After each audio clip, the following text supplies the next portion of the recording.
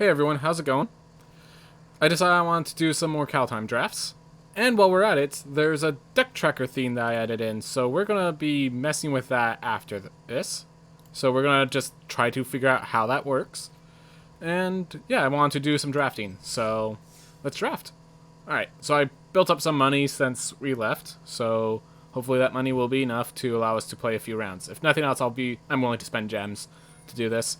Again, I am choosing Quick Draft because it's cheaper, and because you have to be very confident in your skills to get the high rewards of the other draft formats.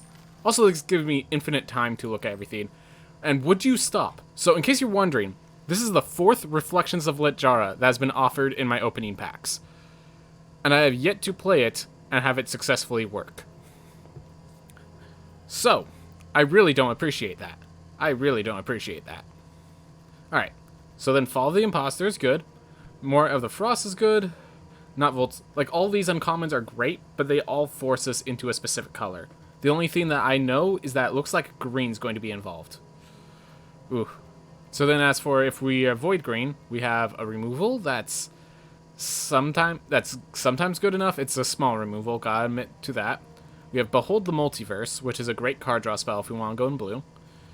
And we have a bunch of just kind of generic blues. Or generic greens. Alright. Well, we'll figure it out. We will figure it out. So I think... I don't know, because if I choose one of the multicolor, I'm kind of forcing myself down that lane immediately. But these are all the power cards, and they're all powerful cards. Behold the Multiverse is definitely good. And we have a Morite, and we have access to more colors as we go. Do I assume? Yeah, with these three, I think one of them is going to cycle back. One of them is going to come back. So, in case you're wondering, my 8th pick, or I think it's either my 8th or my 9th pick, is going to be of this pack again. So, that means 7 of these cards will be gone. So, will have a green card I can play, such as Arctic Treeline, or I will have one of these 3 uncommons coming back around. That's my assumption. I think I'm going to Behold the Multiverse because it's safe. But definitely consideration, like, all 3 of these uncommons are considered. Reflections, as I said, I've played it before. It does not work, even with shapeshifters. And then that just forces me down blue-green so early, I'm not ready to do that. Yeah, I think it's just Behold the Multiverse. Alright. Cosmos Elixir. So this is kind of pushing me to be that deck that I was last time that failed spectacularly. So I'm a little nervous about doing that. Trickster God's Heist is pretty good later in the game, because then I could steal something of theirs. Like, if they have a good saga, I could sometimes exchange my saga for theirs, get their final trigger, and they get they get a life swing in their place. I'm not sure I want to go down that path just yet. There are some good cards. Like, we have 2 Masked Vandals that are probably cycling around, so we might end up being blue-green, which would be pretty good. Cosmos Elixir, I got tricked by that super hard last time. I don't want to... I might pick this, but I think it's going to have to cycle. I think if I just put a 4-drop... Like, what happens is this is too tempo-oriented of a game sometimes. And if I just play nothing on turn 4 except healing, I have to have a way to recover the board again. This deck, I cannot guarantee I'm going to get that in Limited. So I'm going to give me something that takes the board. Mistwalker is actually a finisher. And it's a good blue card. So... Ooh... And for going blue, I think Giant's Amulet is a pretty good reward. By the way, note with Bredegard's Stronghold and Fall of the Imposter, if that cycles back, we have some pretty good green-white synergy. Also, Bound in Gold is a very powerful card. But the thing is, Giant's Amulet is great, and it's in my color. You might say, why do you only have one color? Well, the thing is, right now, I could grab this color and then splash in whatever color I want as we get further on. So if we have a strong blue... If we have strong blue synergy, we are going to be good later on when other colors start appearing. So if we get a rare that's a completely different color than what we are doing, we'll be able to take it because we have just strong blue plus that new mythic or whatever I got. So I'm going with that. Alright. And yeah, as long as blue is strong, I see no reason to avoid. That being said, Squash. Squash is great. Do not deny Squash. But, I mean, we have a rune, and it's an on-color rune. We have Inga Rune Eyes, which is an okay card. But yeah, 2 uncommon blues. Also note, another thing, we are on the 4th pick, and both a rare and an uncommon was taken, And the uncommons that are left are blue. We got an uncommon that is blue. It looks like blue is pretty open from our left side. So blue is a safe color. Blue is a safe color. I'm thinking about just taking Squash, just saying, hey, this is that good of a card. We already have one giant, and if we're blue-red, we're going to get more. I'm considering it. Otherwise, it's Rune of Flight. You know, I'm never disappointed by a rune. I'm never disappointed by a rune. 3 seasons, I am disappointed by. The thing is, you have to get 2 snow permanents in your graveyard, which there's not really much synergy for it. It's just, this card doesn't do what you want to do all the time. So let's see, is there any card that makes it worth going into a different color? Not yet. Run Ashore, it's good to have one of those in our deck. And I don't think, so far, we are kind of, every card that is cheap has value in the late game, so we're not really worried about that, because this is basically a 5-drop. It just also could be a 1-drop if I need it to be. This is basically a 2-drop. This is basically a cantrip that also does some other things. So I'm going to go with Run Ashore. It's good to have 1 Run Ashore in your deck. They're a nice little finisher. Alright. Let's see. I think I'll take the Bind the Monster. The Glacial Floodplain should not be underestimated. It is a multicolor land and allows us to choose that color. I don't see anything really powerful here. This can be removal. And right now we're blue, so let's just stick with it. Blue is being wide open. I appreciate it. Alright. Invasion of the Giants is... So it's a Scry 2... This card is Scry 2 and Cycle. If you look at it as any more than that, you're going to be disappointed at times.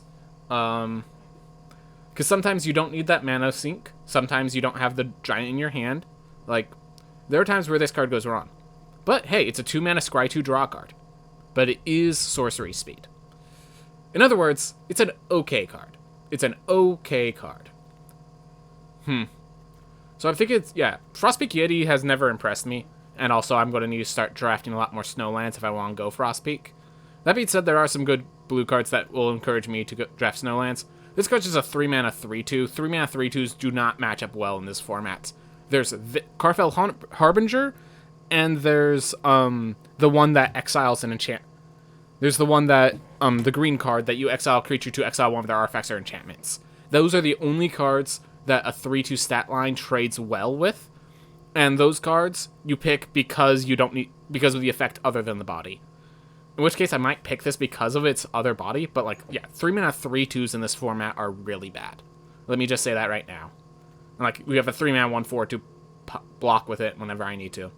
So my real question is just, am I going Littjara Kinseekers? Going even more Shapeshifters, even more stuff like that? Or am I ready to start splashing in red? I think I'm going to just stick with that one color for as long as I can. Because, like, if we could get some good, solid one color, because none of these cards are really powerful. I could run a Disdainful Stroke, or I could just get a Snow-Covered Island. I think we'll go with Snow-Covered Island right now, because I'm not sure if I want a Disdainful Stroke. And at worst case, this card is just scaring them off in case I end up getting the right colors. Alright. Yeah, nothing really powerful here. Might just go with the Arctic Tree line. Oh, by the way, this is my pack again. So, looks like green is pretty heavily taken, and green-white, like, all those uncommons were consumed, and we had, like, a ton of green cards, and we only have 2 now. And, like, the Raven form cycled all the way back. So, it looks like blue is really open. I'm not sure about other colors right now. Alright. Let's think about this. Do I want the Raven form? Yeah, let's just grab the Raven form for now. I might not play it, but... Alright, so look at this. It took all the way till pick 10 to find a card that I don't know if I'm going to be able to play it. So I have a feeling blue is going to be one of the colors of my deck. Just gotta figure out what the other colors are. Alright, well let's go Gold Vein pick just in case. Might end up going that later. Strategic Planning is just 2-mana cycle itself. Not really that impressive. Codesteel Bell Cleric is actually pretty fine. We already have a few cards that are cheap. We could end up actually getting that to pull off. Carfell Kennelmaster, it's good to have one of those, but I think, as you can see how late it is, we only need one, and that's the only one we'll need. These 2 cards are garbage. These 2 cards are garbage. This could be okay sometimes to just cycle through, but it's a pretty expensive cycle through, and this card's just garbage. It's plus 3 mana to gain 4 mana. That's not worth it. You're losing a card, you need something super tempo for that 4 mana to make that worthwhile. And there isn't anything like that. So I'm going to sideboard this Codespell Cleric, in case I do end up going white. I'll take the Snow-Covered Mountain, sideboard that as well. Another Gold Vein pick. Sideboarded. Don't need too many Gold Veins. Jespara's Sentinel, like the Reach, like the Nana. And again, this card is so bad, I'm sideboarding it. I'm not even considering. Oh my gosh, that's a good... Alright, so Froststalker means we have to go a lot more snow than we currently are. So I'm not sure about that, even though it's a pretty good uncommon normally. We have a Bound in Gold available. We have the best green card. But here's the thing. Sigrid God-Favored seems absolutely insane limited. This is, you know, first of all, 2/2 First Strike is a pretty decent body. And then it's a combat trick. It's basically a Glass Casket. It's one of those Banishing Light effects on flash speed with a 2/2 body with First Strike. Like, this seems like an amazing card. An absolutely amazing card. Versus everything else. And oh my gosh, look at how much blue. We're going to get something blue. We're probably going to get this Carvel Harbinger cycling back. If we don't, then we will note that as this blue color not being as free as we thought it was. But we're taking Sigrid every time. Let's drop the Code Spell Cleric back in. Another Fall of the Imposter. Ooh, and a Graven Lore. Let's see, is this a pretty let's see, flash speed creature, great flash speed finisher. Behold the Multiverse. This rewards us for keeping our mana untapped. Yeah, I think we're kind of like a flash deck in the long run. So Graven Lore is actually a pretty darn good card. Battlefield Raptor would be better if we were more aggressive. I mean, let's see. We have 2 Gold Vein picks. We could churn 1. You know, we could actually be a pretty aggressive deck if we want to grab Battlefield Raptor. I think we're going to grab Graven Lore, though. I think that's just the safer and stronger pick. Not denying Demon Bolts. Red has had some pretty strong offerings for us, but I don't think we could get a consistent deck otherwise. Let's stick with blue while we can. Oh my gosh! If I could have had 3 Fall of the Imposters, that would have been amazing. I know they're all I know the other 2 I found were taken by now. I know that for a fact. Ugh. And this isn't looking like a good blue or white deck right now because of the cards. Because of the cards we're getting offered are not very good. Alright. So I think, yeah, we kind of go with aggressive cards. And then at the top end, you know, we have the Run Shore, we have a Graven Lore for card draw, we have a Behold the Multiverse for card draw, Ledjar to get through. So I think we're kind of a more aggressive blue-white deck. And because of that, I'd rather have the Battlefield Raptor than the Kinseekers. And I do like the 2 Gold Vein picks then. Alright, Glimpse of the Cosmos. This is... You search your library, you basically look at the top 3, choose the best card, and then if we have a Mistwalker or a Kinseekers in play, it's do it again. So this is a above value. This is the Divination, except it draws you 2 cards that are really good. I don't see us ever picking anything but Glimpse of the Cosmos here. Iron Verdict is nice if it cycles back around, though. Not gonna deny that. Alright. Doomscar Oracle, Mistwalker. Yeah. I think we're gonna go with the Mistwalker. Just, as I said, card value for having our lands untapped. I really do not like black-red, and I think no matter what, we are solidly blue right now. No matter what, we are solidly blue. Worst case, we knock out the white, maybe go for green. Green seem to have some good cards with Sorrow's Packmate. Red, if I could have got more removal. That sort of stuff. But second Mistwalker sounds great right now. Alright. Axguard Braggart. Am I going to be able to turn my tempo at the early game into something in the late game? I don't really like this card because it's a fast, aggressive card, but it relies on you having creatures in play really early on. So, like, if you have that, this is a good card, but you're not always going to have that. And, yeah. Okay, I have quite a bit of it. I'm not going to deny that, but... Don't want to rely on it. So it's just a question of, do I want Axguard Braggart? Am I going to be able to attack in with it often enough? Or do I want the Ledjar Kinseekers and just say we're going to scry a lot from it often? Let's see. We have The thing is, because of the 2 Mistwalkers, we might actually make it human. Yeah. So the Kinseekers are probably going to trigger quite often, believe it or not. We have a deck that's just aggressive enough, but I think the Braggart... Let's see. If I untap it and put a +1/+1 counter, the scary thing with a Bragger is what happens when they get the 4/4s or 4/5s? What happens when they have cards that they could trade into it? How do I get around? Do I have to equip a Goldvein pick and have a Rune of Flight on it? Like, how do I get the Bragger through is my main issue.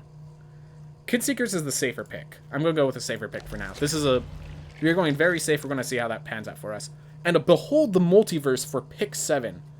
Everyone, behold the multiverse for pick 7. Blue is open. Blue is open. Yeah, I'm glad I chose blue. The only other option is like Master Scald, which, what does that even get us? Artifact or equipment, gives us a Goldvein pick, gives us, if our rune falls off, something like that. But really, Behold the Multiverse is going to be our late game card draw for our early game, after our early game aggression. Alright, so it's just a question of Bergstrider. We only have one snow-covered island. This is a great top end. Let me say, for how aggressive our deck is becoming, Bergstrider is a great top end. But guess what? With all these card draw at the top end, we have another Glimpse of the Cosmos. And remember, we have a giant here, another giant here, another giant here. We have 5 giants in this deck already. So Glimpse of the Cosmos is going to trigger. Yeah. I like that. Alright, and here's back our pack, and look, all 4 different blue cards cycled all the way back around. So the question is, Undersea Invader, Anul, or Carfell Harbinger? Let me look at the number of creatures. So 1, 2... Well, actually, yeah, we have actually a solid amount of 2-drops, including when you add in the Foretelling. Yeah, when you add in Foretelling, we have a huge amount of 2-drops, some great bomb 3-drops. I'm going to put this as a 3-drop because usually you want to play it and then equip it. Yeah. We have a good curve already. So I don't need curve cards. So it's just a question of, do we want to flash this in, or do we want to counter their stuff? And is this going to hit often enough? So this is actually a format where this hits often enough. There are Sagas, Bind the Monster is an enchantment they're going to throw at us, Bound in Gold is an enchantment they're going to throw at us. Like, Anul is going to hit a target if we actually make sure it hits. The thing is, are we going to have the mana open? It seems like, well, we're going to leave behind a lot of instant speed card draw, so I think it actually works, but if we're doing that, why can't we leave behind an Undersea Invader? Have to consider that. So how do I win in the late game? I kind of just, it's more if I apply pressure early on, and then I just card advantage them out. I'm trying to think. With that, the Anul versus the Undersea Invader. I like having one Anul in this deck, but I also like having one Undersea Invader along with a run ashore. This is more of a turning point than you think. I'm always going to be able to play the Undersea Invader. I think Anul sometimes will miss. That's my only position. I'm not sure it's a good position, but it's the one I took. Alright. Brainborrow Intruder, honestly, could be a combat trick alongside Sigrid to just blow someone out. I don't see me playing any of these cards, so let's just sideboard Strategic Planning. Let's just sideboard the Mass Vandal in case we ever go green. This is a nice uncommon to add to my back. No way I'm playing List of Lajar, just never good enough. Alright, just to show you how bad this uncommon is, it was the very last card in the pack. That's how bad Forging Tyrant Sword is. So it's just, look at it, it's just gain 2 mana, and then really late after you might already be dead, you search your library for a card that you might not even have. It's an equipment or a Halvar. So basically, this is 3 mana, an additional Goldvein pick, except Goldvein pick is good because you could play it on turn 2, play it and equip it on turn 3. This is turn 3, and then you're going to start searching for it. Okay, I recognize we have no red. But this card will win us the game when we play it. I think it's so good that we actually pick this. Also, there's not really good cards to pick otherwise. So yeah, we're going to pick Showdown of the Skulls, and we're going to find a way to splash red. I know that sounds absolutely freaking absurd. But, like, honestly, 2 Goldvein picks. And, like, yeah, well, 2 Goldvein picks plus this snow-covered mountain. There we are. I'm perfectly fine. I think that's enough to run Showdown of the Skulls. Showdown of the Skulls is so good. It.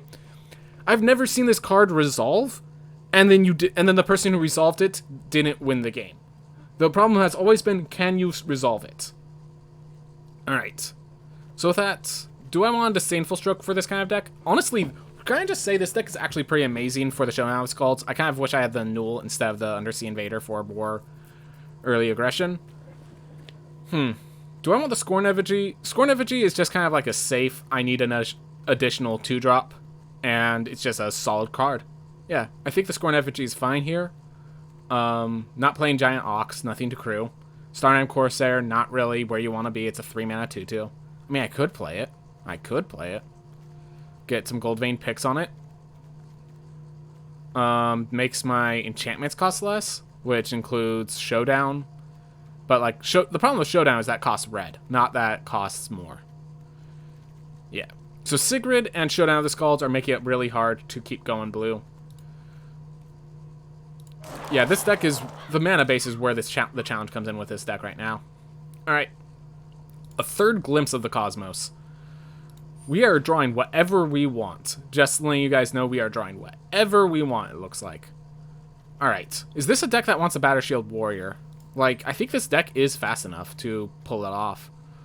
The question is it better to have a Battle Shield Warrior or a Stalwart Valkyrie? So creatures you control get +1/+1 until end of turn. How many creatures are in this deck right now? 10. Alright. And we have 26. So right now, this is a deck. And so I'm just mapping it out. This is already a deck. I think I'm gonna throw the Undersea Invader back. Yeah. Alright. There was another red. Oh, just forged the Tyrant's Sword. Yeah, no. So, alright. So 1, 2, 3, 4, 5, 6, 7, 8, 9, 10, 11, 12, 13, 14, 15, 16, 17, 18, 19, 20, 21, 22, 23. There's so much card draw in this deck. There is so much card draw. 2 Behold the Multiverses, 3 Glimpses of the Cosmos, a Showdown of the Skulls, a Graven Lore. There is so much card draw in the deck. We just want the fast, aggressive cards. We actually will not have the 2 mana to spend on boasting this. I think it is better to have the Stalwart Valkyrie. Alright. Valor of the Worthy can actually... No, another Mistwalker. I love Mistwalker. And we just threw out an Undersea Invader. Tormentor's Helm pushes us more red, but I really don't think we could put too much more red in our deck. Invasion of the Giants, Bergstrider. Let's try Bergstrider for a top end. We can remove cards we don't need. We definitely are going to be removing cards. My gosh, another Mistwalker. Mistwalker just seems like an amazing card. Like, it's a 1/4, so it bunts their early game. Like, a 3-mana 3/2 gets stopped by a Mistwalker, and then the Mistwalker turns around, and in the late game, just funnel your magic into kill things. I think I could actually drop out the Graven Lore of all things. Yeah, that's how good this is. That's how good I think this is. My question is, do we actually go Cold Spell Cleric? Because we have so many 3-drops. Definitely don't want this Brine Barrow. I don't think that's for our deck anymore. So it's just a question of another Mistwalker or another Cloud Spell. We do need a reason to go white. We might have to rip out the Sigrid or the Showdown, something like that. That's one of the things. Our really power cards are not blue at all. And that's the main issue we have when you choose one color at the beginning. Might just have to remove these 2 because they cost double blue mana. That might actually be the play. Let me think. So we have 3, 4... Yeah, so if I move the Scorn Effigy over here... Yeah. Going to this, it's 666. That's a really... kind of funny, but that's really good coloring. Let's see, if I Code Spell Cleric... I'll definitely be able to trigger that. So it'd be a 1-mana, 1/1... A 1-mana 2/2 with Vigilance, basically. I'm trying to think if that's really where I want to be. Versus another flying threat. By the way, Raven Form, we could probably just rip that out. We have Run Ashore. Yeah, we definitely have to figure this out as we go. The question is just, do we want another... Oh yeah, this is a 5-drop, by the way. Code Spell Cleric is not a one drop in the first place.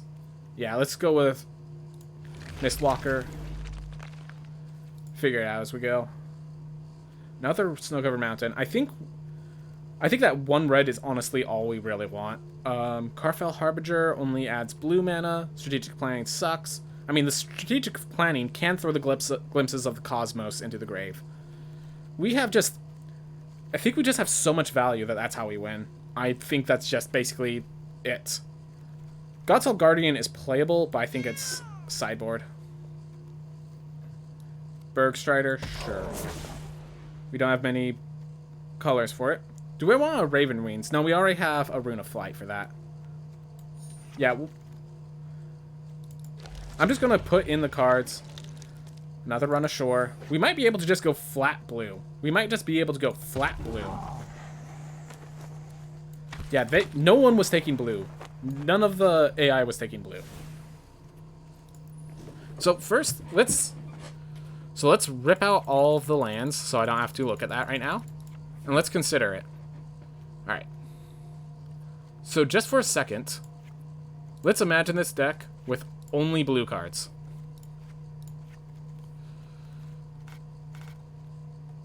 So then we would have another Disdainful Stroke. We'd have another Undersea Invader. We can remove the Scorn Effigy. And we have one snow-covered island. And this would be our deck.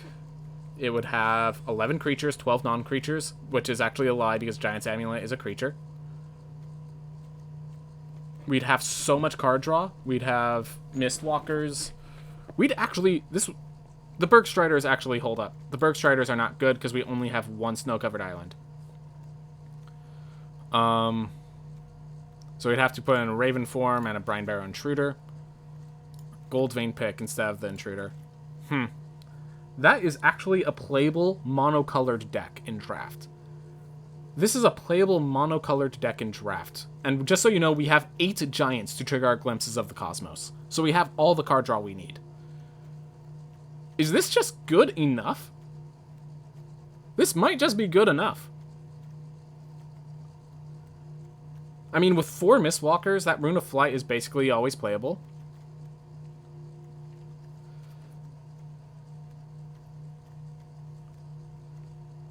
We have...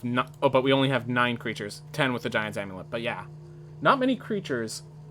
But, like, all the creatures are strong creatures. Lichara Kinseekers will very... Okay, well, actually, I need creatures in play for this to be a 3/5. But any creatures... Like, 1, 2, 3, 4, 5, 6, 7... 8, 9... Yeah, all the creatures are giant rogues. All the creatures are giants. All 10 of these creatures are giants. It would even be giants if I brought in the Bergstriders. Yeah. This just flat blue works. So now the question is this. Is Showdown on the Scalds... I know it's good, but is it so good that I add in the other 2 colors? That I add in a Goldvein pick, Showdown, and a red source, because I know when I get it, I win. Because it's like, the process of getting it is going to really weaken my deck. And if not, is it worth it to start adding these white cards in? So, I have 1, 2, 3, 4, 5. Did I only get 5 white cards? I really only got 5 white cards. Wow. Yeah, I think we're just going mono blue. This is really... Yeah. I'm not sure I've ever drafted a mono blue deck.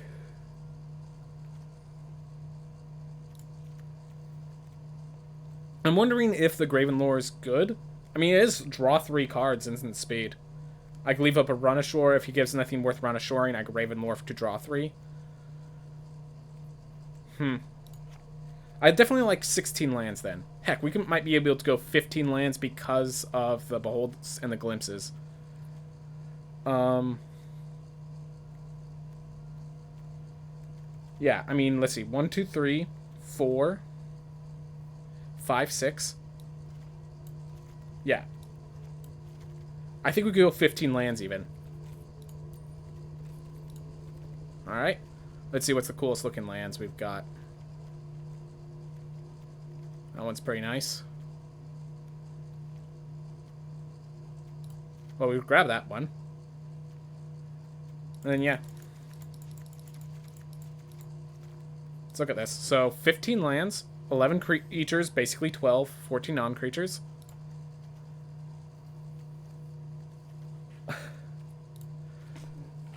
Mono blue and draft, man. Mono blue and draft.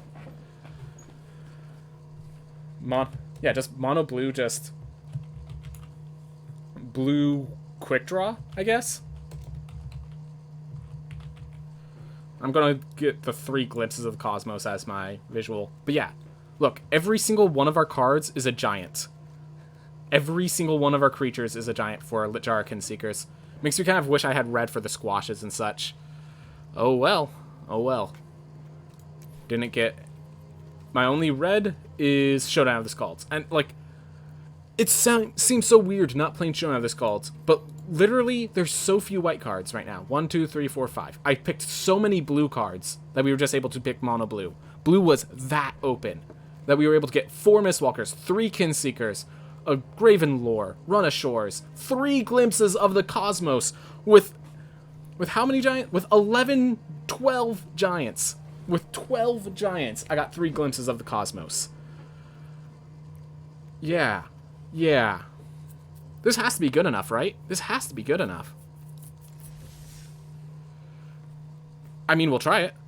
So while this is happening, let me look at this deck list thing. See if I could, So I can't figure out how to add this deck. So I'm going to spend a little time figuring out how to add this deck list.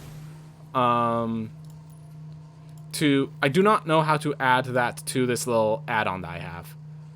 So, unfortunately, I do not know how to do that. And as I do not know how to do that, this add-on kind of fails to do its job. Oh, by the way, I can do that. I like that. Cool. It says add to decks. I have no idea what to do. Alright, whatever. Unfortunately, this means that the add-on is not going to work. Might be able to remove that, but until then, yeah, I definitely have to figure out how to work with that. That was one of the reasons I decided to do this now, so I could figure out how all that works. Let's see. Yeah, Stream Decker. I don't know how it works, so I can't really interact with that. My apologies. If someone in the comments brings up that it doesn't work, they can hopefully walk me through it. Alright, so I can glimpse into the land to get me my Mistwalker. And then, like, with that land, I could then get another glimpse. Yep. 3 glimpses, 4 Mistwalkers, 3 Lit-Jar-Kin Seekers. This is such a weird deck. Alright, Shieldmate. That's fine. Alright, we have our first land. Do I want the Giant's Amulet? Or the Giant's Amulet? Then I could next turn Mistwalker. Then I could Behold the Whole. Like, I could do a lot of stuff. Let's actually grab the Giant's Amulet. It's great late game. We have our early game kind of covered with Mistwalker and 2 Glimpse land Mistwalker. Yeah. Never going to draw more lands than we need, I think. With 15 lands, I think we could get there, and then all the glimpses are going to help us the rest of the way. Alright, and he's stuck on 2 lands. I should note he's also stuck on 2 lands himself, so... yeah. This actually seems really good. He's tapped out, so I just block. He has no tricks. Alright, let's glimpse. Get ourselves a land. Thank you.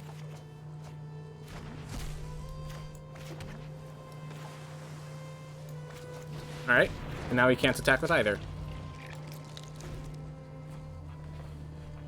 Gosh, and the next turn we can let Jara get ourselves a 3/5, so suddenly we're applying pressure. Yeah. Alright, so he bangs that in gold. And we'll just kill this 2/1.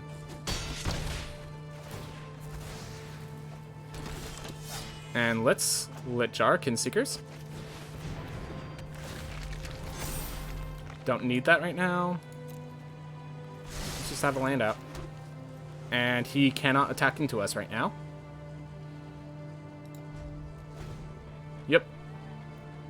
I just realized the Giant's Amulet isn't even visible. He doesn't know what we got with Glimpse of the Cosmos. That's awesome. Alright. So I could attack, then I could play another Litjar Arcane Seekers. He probably has Iron Verdicts up there. If he does, do I care? Is the question. Alright, this one didn't work out. Didn't intimidate him enough. I actually like Glimpse of the Cosmos into another Mistwalker. Alright, we don't really need card draw right now, or let me put it this way. This is enough card draw. Sure. Alright. Someone's calling me real fast. Modesto, don't really care. Alright, that's fine. Alright. Well, I mean, with 2 Litjar Arcane Seekers, I don't see how he gets through. Stalwart Valkyrie. That's a way. Well, I could bind that, so... let's equip this. And let's attack with our 2/5, see if he wants to do anything about it. Alright. We have that. So here's the question. I think I start with Glimpsing, and then I could sacrifice an artifact to get my Mistwalker out. Or I could bind the 3/2.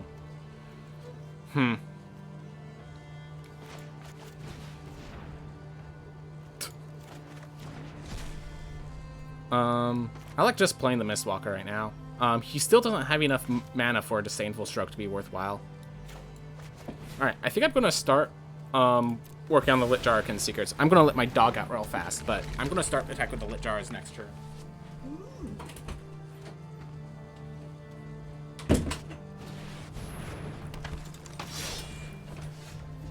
Let's see. Battle Shield Warrior. So that's going to make all his creatures scarier. So that's what we get to bind. Alright. So, yeah, let's start by binding this guy. So he's no longer a threat. I'm going to attack with this one. I'm going to attack with one of the Kin Seekers, because there's no way I don't win in a trade. I might attack with both. No, I'm going to leave one up so I can stop the Story Seekers.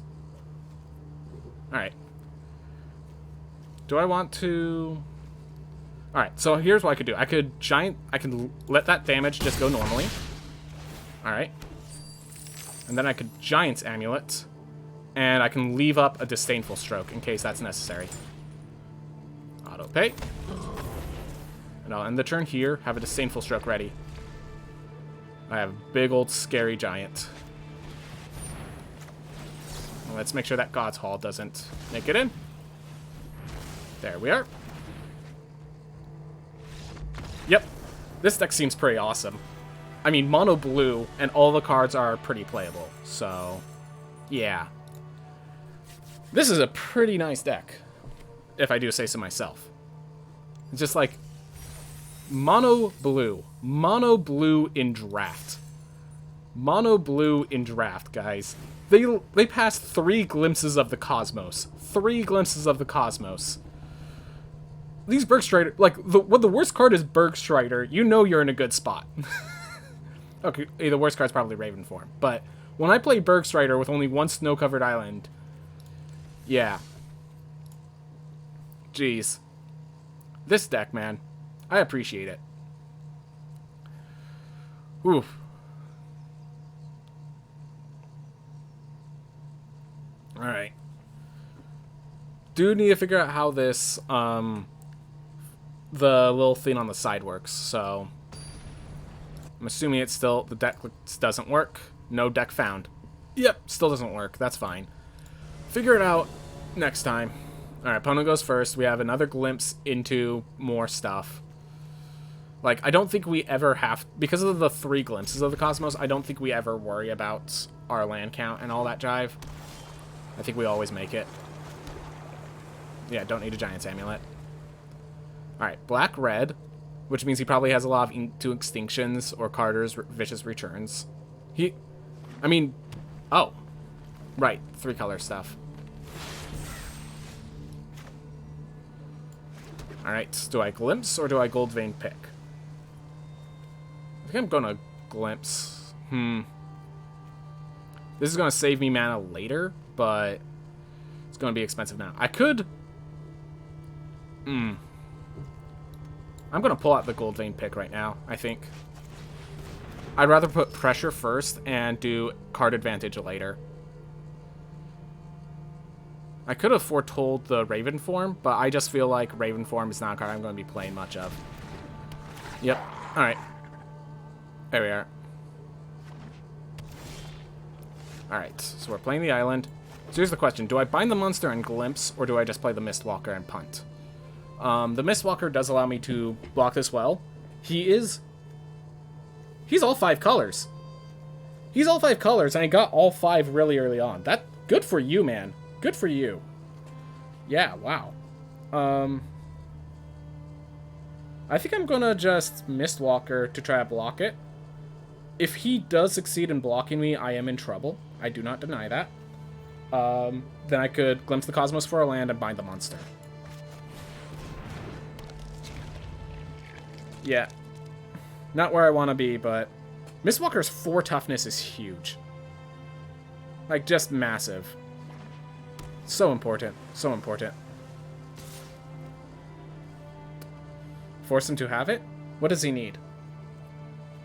He doesn't need much. He does not need much. He has red. I'm gonna go no blocks. Like, there's so little... There are so many combat tricks that you could use to buff this up. Alright, so he just foretells 2 cards. Perfectly fine by me. Alright, so I'm gonna Glimpse.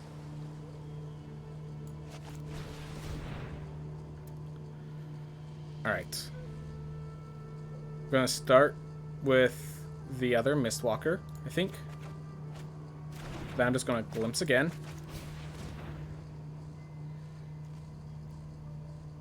I'm gonna grab the land so that I make sure I play a land each turn. Oh, I already played a land this turn. Whoops.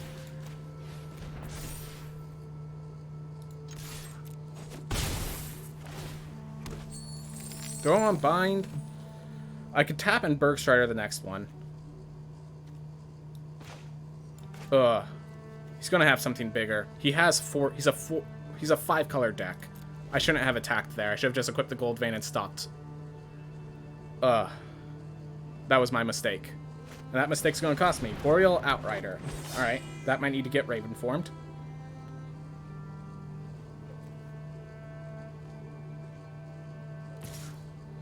Alright, I'm gonna leave this Mistwalker up next turn, because it could block the Starwolves.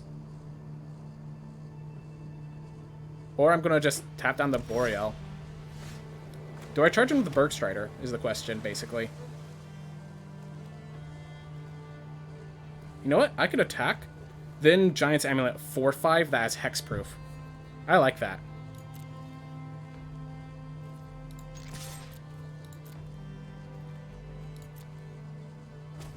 Alright.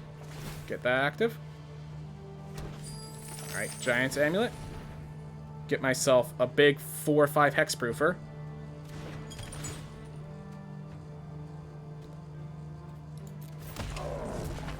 And we save up the mana.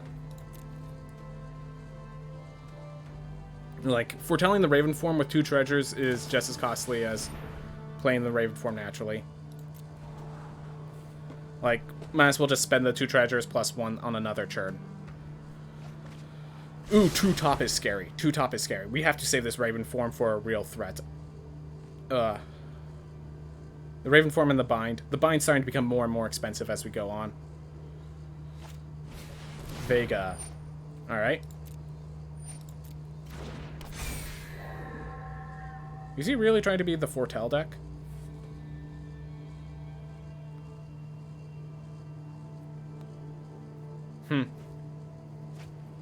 Alright, so he has 2 Foretelled cards, but he's otherwise tapped out. Do I just Bergstrider and swing on in? Blue. Alright.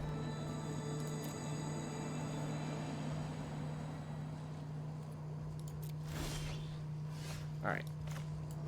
I think I Bergstrider tap down the Starwolves, because that's the one he most wants to attack with. And just swing in. I like that, actually.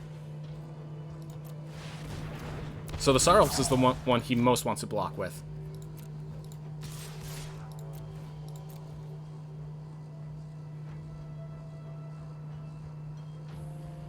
If he double blocks, I kill Vega.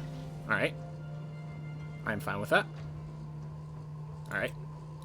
Spend a treasure to kill his Vega.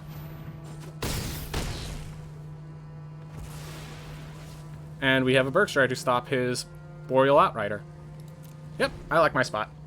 He definitely has a lot of cards, but I have a Bind ready, and I have a Glimpse ready. I have a Glimpse for more card draw. So I have a lot more cards than it looks like I have. So does he. So does he. But he's tapping himself out every time, so...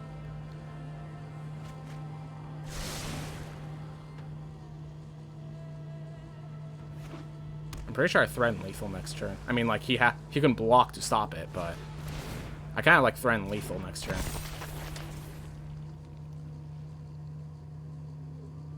Let me math it out, so... I mean, if he taps his white and his red, I'm not afraid of Demon Bolt anymore. Alright, so he Raven forms that guy. I'm fine with that. Back to the World Tree. Okay, that explains all these weird cards. That explains his weird colors. Alright, so 1, 2... Okay, hold up. So 1, 2, 3, 4, 5, 6, 7... Or 4, 5, 6. No, not enough. Not enough yet. I'm gonna start with the Glimpse, actually. 1, 2, 3, 4, 5, 6. There we are. 2, 3, 4, 5, 6. Alright.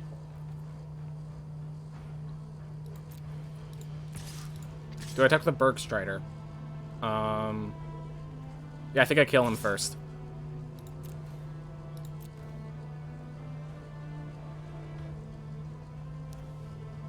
Seven, 8, 9, 10. No, I want to just keep him. I think he's good. And then I think we bind the monster on the Karfell Harbinger, maybe? Yeah, I like that, because the Karfell has an ability. And then I have 1, 2, and then I have a run ashore ready for next turn. There we are.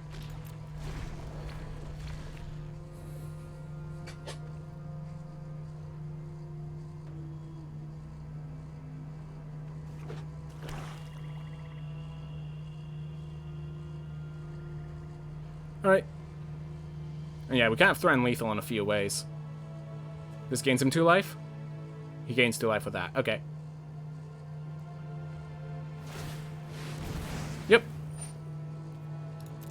That's fine. We could return that bear to his hand.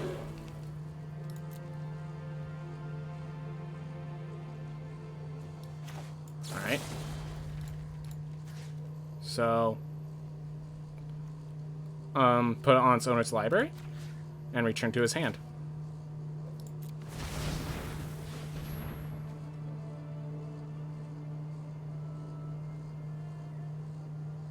Alright, so 1, 2, 3, 4, 5.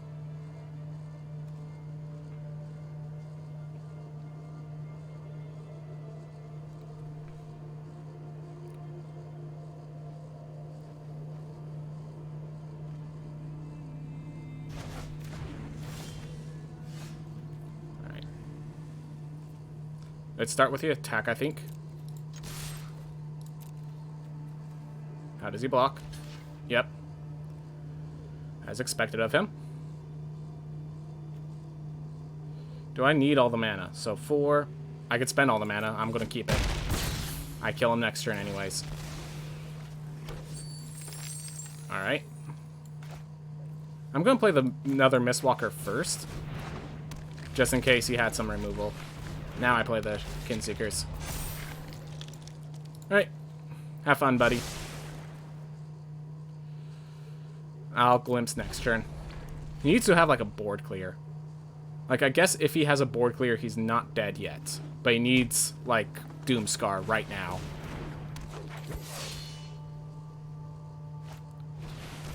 Bergstrider taps the creature down. That's okay.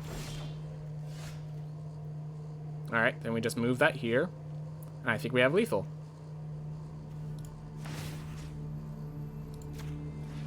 Yep, okay, so this is a 2/5, 2, 3, 4, 5.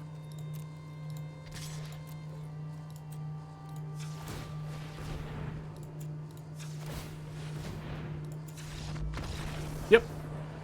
Great deck. Great deck. And hey, we just made it to gold. That's awesome. That's awesome. Bring it to gold. Woof. Yeah, gold is actually pretty high for me because I don't play this game often enough to get to those high numbers. Awesome. We have more packs to open up when we're done. All right. You know, I realized we haven't even found a time where we could play Glimpse of the Cosmos, and I have a feeling the 5 mana draw 3 cards is actually going to be a weak card in our when we draw it. Yeah, we might actually want to bring in the 1 mana 1/2s of all things. I mean, we have Goldvein picks for them. I'm considering it. All right. Turn 2 Goldvein pick, turn 3 Mistwalker, turn 4 equip, start doing stuff. Yeah, I like that. I also like that I shifted down to 15 lands, knowing how many how many playables I have, how much card draw I have, stuff like that. Yeah, if he foretells here, then... So it's probably like a Demon Bolt. So my Mistwalker, I can play the next turn, I could Goldvein and leave up the Disdainful Stroke. I could actually deal 3 damage by pumping him once, and then I could...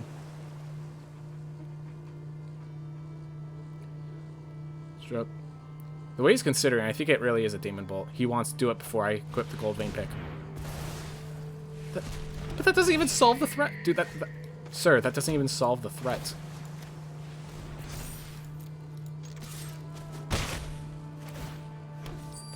Alright, here we go. Alright. I am no longer holding a Disdainful Stroke, but I think a Bergstrider is going to be enough presence to scare this guy's off his rocker. Alright, he's just foretelling everything. Alright. So I can deal that damage.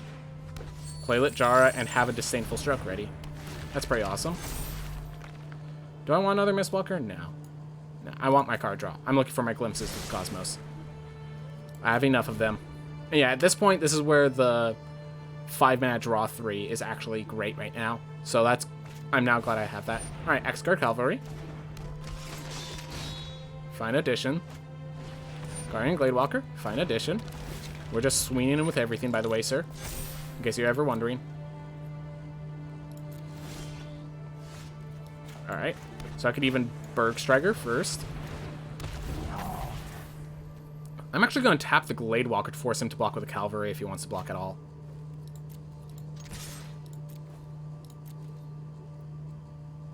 Alright. Do I want... No, I don't want Sack of Treasure just for 1 more damage. Not until it's, like, threatening lethal. Alright. Here's a 4/4. You play some big, scary... Big drop. I have a Disdainful Stroke for you.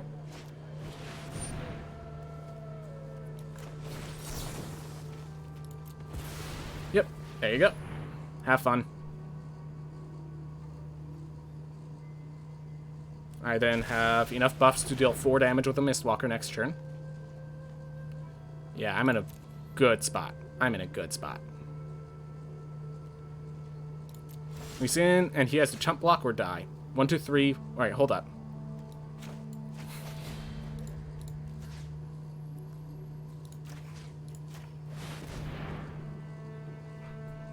He's tapped out. We have lethal. 7 days till Sunday.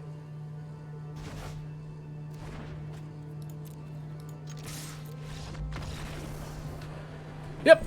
Alright, this is a good deck. This is a good deck. I appreciate it. I appreciate it. Ah, it's beautiful. I wish I could have figured out how to get that little deck tracker thing working. Oh well. 3 wins, 0 losses. Gosh. Mono blue, guys. Mono blue. I don't remember. I don't know if there even is a last time I drafted a monocolor deck. Gosh. Alright. You have a glimpse. I actually think we foretell the Behold. This is actually a very slow hand compared to what we're used to. But yeah, I think we foretell the Behold. And then we just leave that in there so he's scared of a Raven form or something like that. Yeah. He's scared of Assault coming or something in future turns.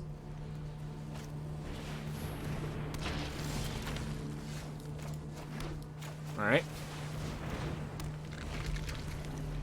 Next turn we could Glimpse, then Glimpse again.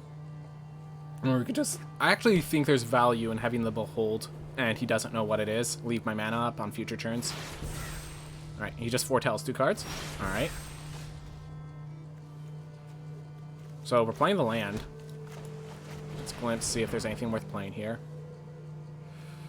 Good to have that in my hand for later, but not sure about right now. Yeah, let's just get now. Let's play this while it costs the full mana. I think the other Mistwalker is what I want. Is actually where I'm at right now. I'm okay lowering health. Let's lower health.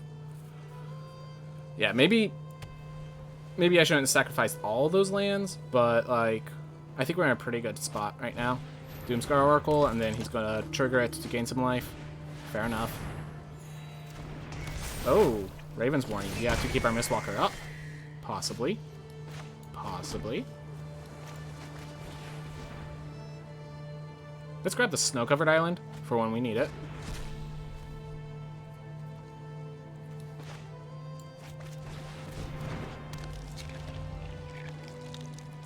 Yeah, I think we just Glimpse. And do we leave that Disdainful Stroke? I think, yeah. We're going to leave both up so that we can make sure he cannot get to bird it through. Under no circumstances. Next turn we have Run Ashores, we have Disdainful Strokes, we could Raven form this thing.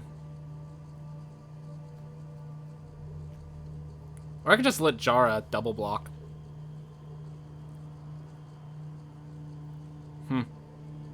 I have a few options. He does have a lot of health, I cannot deny that, but he has very few cards.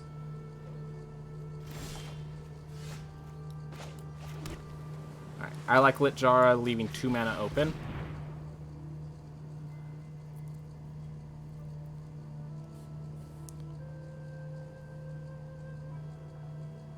What could he possibly be playing? Yeah, I like Bergstrider. This is a position where Bergstrider's great. I'll attack with one of the Mistwalkers, slowly start pinning him down. And we have either Behold or Disdainful Stroke, depending on how this turn goes. Alright. And we might want to actually enter this. We'll figure it out. Honestly, I feel like I draft well, and then I just suck at playing this game. Definitely learning to play properly is something I've had to learn a lot about. Alright, he's blue-white.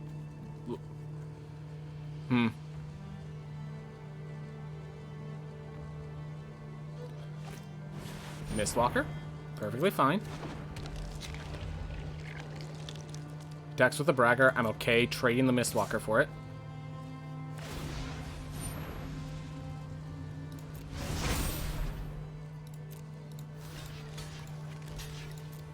So he spent 6 mana on this card, and I kill it with a card that cost me 3. So I'm perfectly fine with that. Alright, do I want the Giant's Amulet? Later. Think.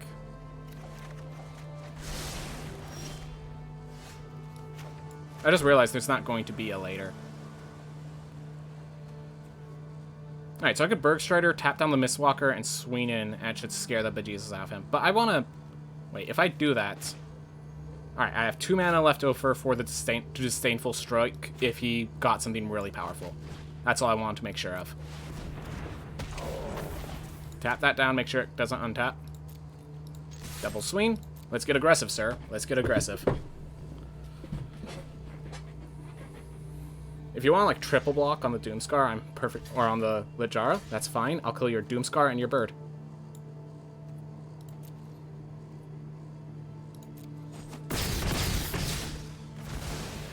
I am perfectly happy with this trade. Alright, we leave the Disdainful Stroke up. I think he just foretelled the card, so... Gotta keep that in mind. Yeah, I think from now on we just have to leave 2 mana open for whatever scary threats he pulls out. Alright, so we have enough to run ashore and still swing in, which is great.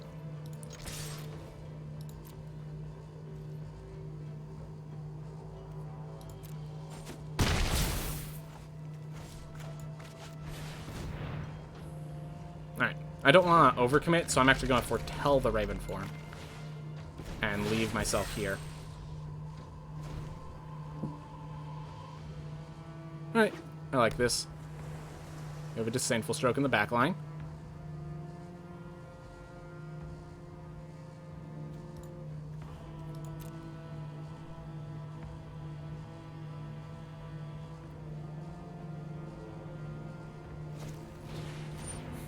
Alright, so he's making sure this next card is a Bergstrider. I could always run in those ashore if I need to. Alright. So I could put that on the top, or I could return that to his hand, and it's going to become a giant ox. Put the Mistwalker at the top or bottom of his library.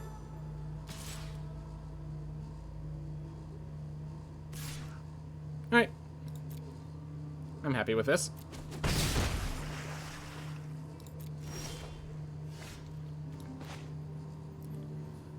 Yeah.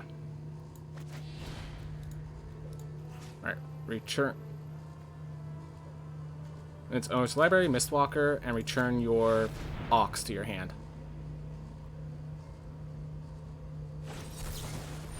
Alright. I cannot Disdainful Stroke because saw it coming, because this is 4 greater. Alright, that's fine.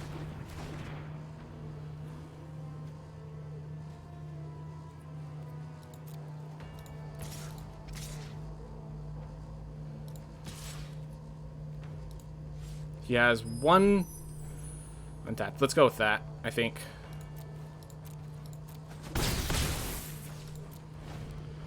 I have to be very cautious because I want to make sure that this Sinful Stroke is ready, because basically if he plays a big scary threat, that is the only way he comes back. So I'm okay Trainberg, Striders, all that jive. Alright. I'm going to start by attacking with both Mistwalkers.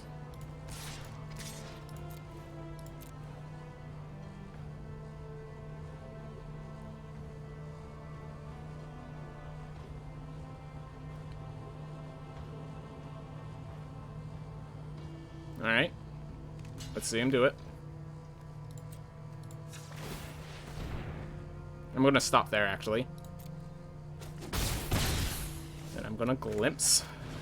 Let's find some actual threats again. Another Bergstrider. I appreciate it, but not this turn. 3rd Mistwalker. And with that Mistwalker in the grave, that is all the Mistwalkers in our deck.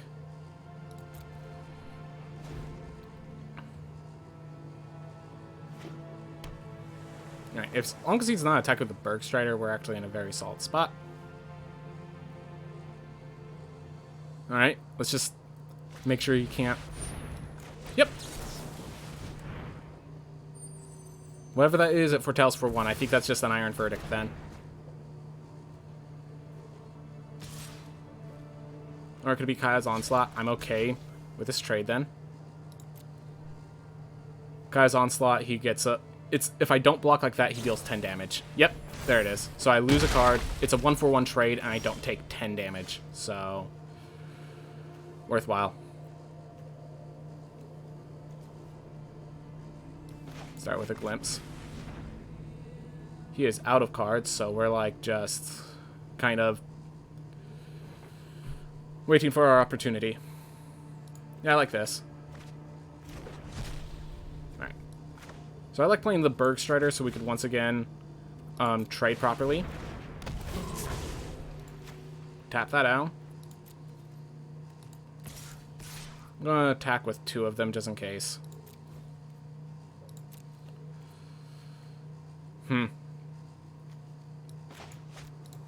Yeah, we're going to foretell. Sounds good. Does he have another combat trick? Let's find. Let's see. Another Kaya's Onslaught, sir? Nope. Alright.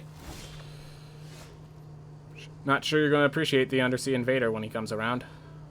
So that's 6, 7, 8. I might just want to bind the Mistwalker. Nah, I'm just going to leave 1 out to block. Alright, there we are.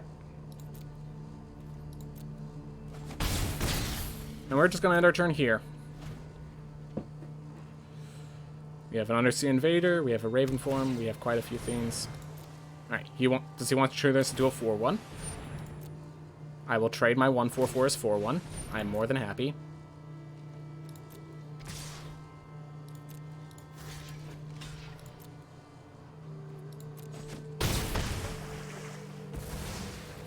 My turn.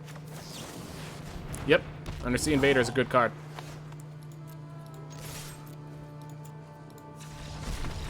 Yep, there we are. Oof. Deep breaths. We have late game. This deck... I just want to say, 15 land deck, and we're playing 6 drops. Like, we have 3 6-drops in this deck. And we're okay with that.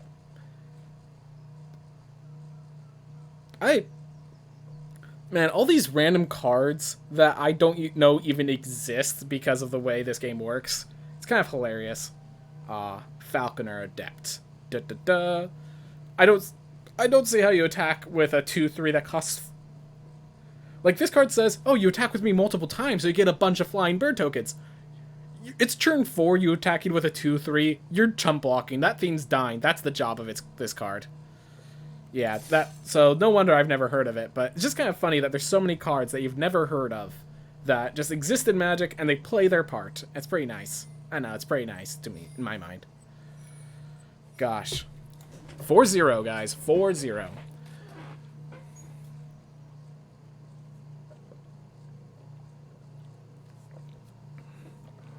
I'd say I'm figuring stuff out, but really all that happened is I chose blue, and then blue ended up being wide open during the draft. Wide open. Just like... 3 glimpses of the cosmos, man. 3. Oh, and also I got a showdown of the Scalds, so it's like... Like, I don't know, every time you draft showdown of Scalds, you either play it, or you're not playing it because you're winning anyways. Gosh, also, those Bergstriders have triggered quite a bit. Just because, that single snow-covered island, and I'm pretty sure I cycle through my entire deck by the end of some of these rounds. Opponent goes first. I actually need to mulligan this. If I don't draw a land, I'm stuck. Alright. I think I throw back the room. Yeah, Behold does much more better card draw. Mistwalker does much more value with the Gold Vein. Yeah, I throw back the room.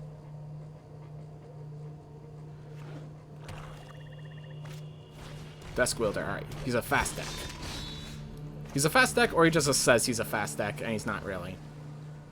I mean, when you get matchup, it has to do a lot with win rate, so I'm assuming he's actually a really good fast deck if he's playing Dusk Wielder. Yep. I am now playing the Gold Vein pick as a defensive card. I think I'm foretelling the Raven form, just in case I need to Raven form this thing. Like, that's how aggressive this guy's deck seems to be. Yeah, this guy's just like, ha! Plays nothing. Dead. Yep. Fair enough, sir. Fair enough. Player Mistwalker, I am more than happy to chump block with you. It has reach. I recognize. I accept your challenge. I'm not taking 3 more damage constantly. You gonna feed the serpent this? Binding of the Old Gods. I see. I am now Raven forming a Dusk Wielder because I need to not die. And in case you're wondering, yes, I recognize this doesn't really solve the problem.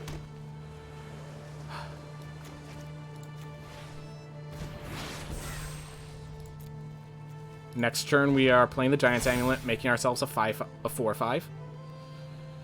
If he keeps applying pressure, I think we just die because we had a slow pressure. Oh my god.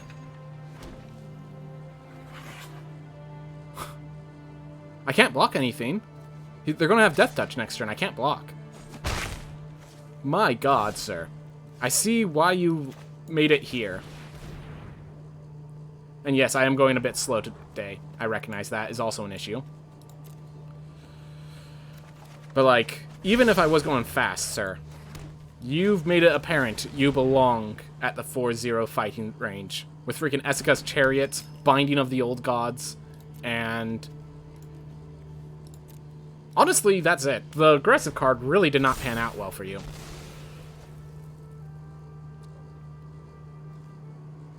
I can't even bounce the Essica's Chariot, man.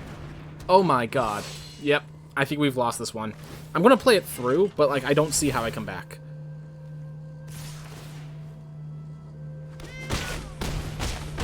Oh. Well, that was very simple. That was a simple way of not coming back.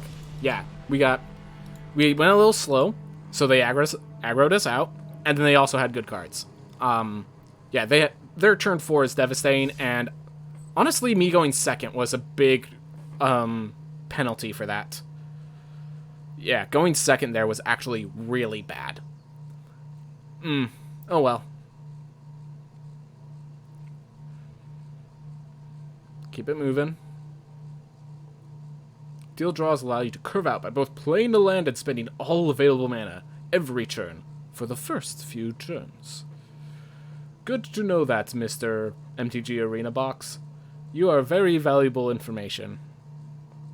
And like with the 4 Mistwalkers, the Raven forms felt fine. Like it's definitely my worst card right now, but it's felt fine.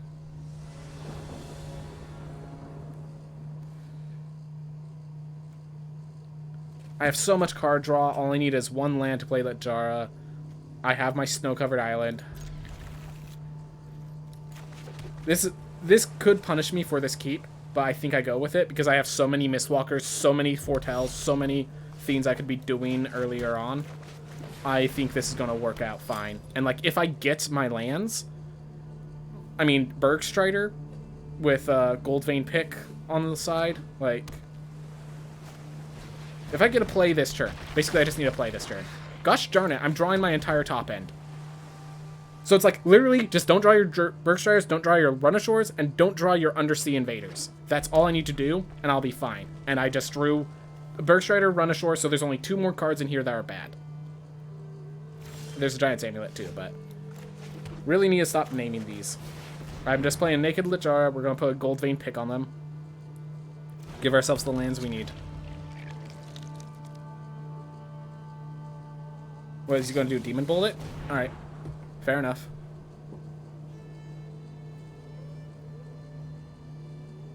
Wonder why he didn't foretell that. I guess he just... if he knew he had nothing else to play it, there's no point in foretelling.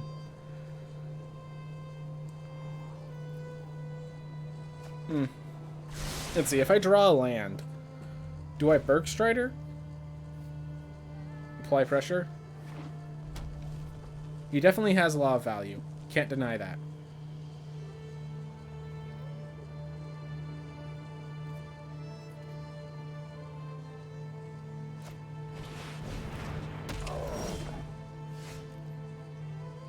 Alright. So if I attack with a 3/5, he double blocks, I kill the Karfell Harbinger, and my Latjara Kinseekers dies. Then he has a Craven Hulk. I don't like that. We are going to Mistwalker, and we're going to equip it with a Goldvein Pick, but I think that's just our turn. Yep. Both of these is just something went wrong in our starting hand, and we didn't map it out properly.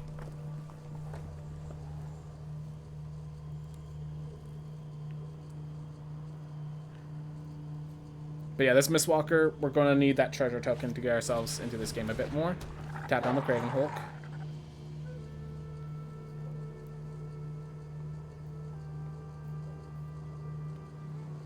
And then I can tap it down again, and then tap it down again. Oh, that's going to be pretty fun. Double Bergstrider is a pretty powerful combo. Yeah, I think I might trade out one of the 6 mana 5/6 flashers for just that 1 mana 1/2. Nice. Glimpses of Cosmos are good, sir. I respect it. I respect it. I might just Graven Lore. Get ourselves some card draw, get ourselves colors.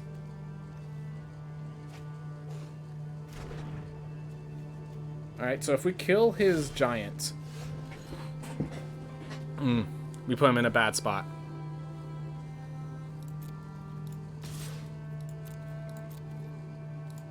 There we are. Bergstrider, not tap down that 4/4. I think that's a good play.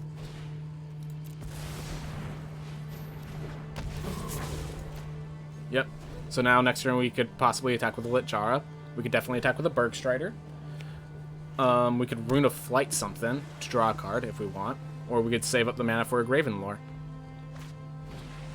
And yeah, he's glimpsing. I get it. I get it. There's not much I can do about that unless I want to, like, save it for Run Ashore. I don't see how I pull that off when I'm in my current position. Invasion of the Giants. That's fine. That is fine. Remember, this is basically like a Deliberate. It's scry 2, draw a card. The other effects don't come into play too often, because... Okay, so the mana discount is actually going to come into play this time, I think.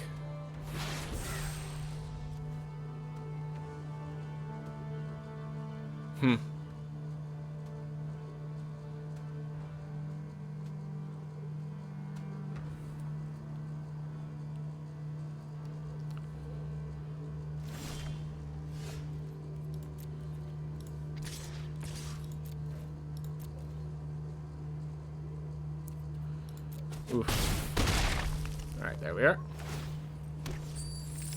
And let's see. I think I'm going to save up for the Graven Lore this turn, this coming turn. Either I could Raven form the Craven Hulk to stop the glimpse of the Cosmos. But I think, honestly, giving him Flyer is not a good thing right now. Rune of Flight, I could equip to the Gold Vein pick, reattach it, get myself a 3/5 Flyer. Then if I draw a land, I could foretell the Raven form, and I keep my mana base open. Otherwise, I just play another Bergstrider. Actually like that. So let's equip to the Gold Vein pick.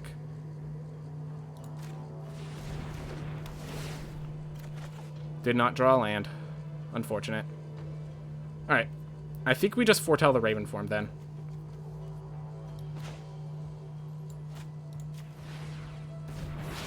And we'll re-equip that another day. I'll take 4 from his Craven Hulk. Alright, so now he's going to refill his Shapeshifter, or an actual big scary beater. The Salt Ravager's a big scary beater, but right now it only deals 2 damage, so we're okay. We've just revealed we are going to be attacking with a 5/5 Bergstrider next turn. I think that scares him more than he can scare us.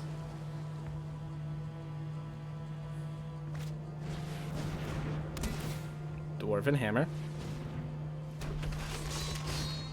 I'm thinking about saving the artifact charge to instead play Run Ashore on the Dwarven Berserker and the Craven Hulk.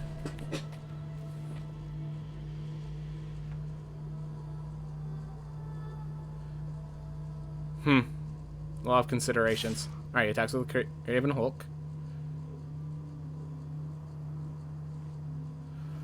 Alternatively, I could play my other Bergstrider. Block, tap down the Dwarven Berserker. I have options. I have many options. I must consider them, because I have very limited resources. Alright. So with that, let's see. I think he has a sock coming. He seemed like he was defensive about it. 1, 2, 3. Alright, so I can re-equip this and still have the Run Ashore available. Come on.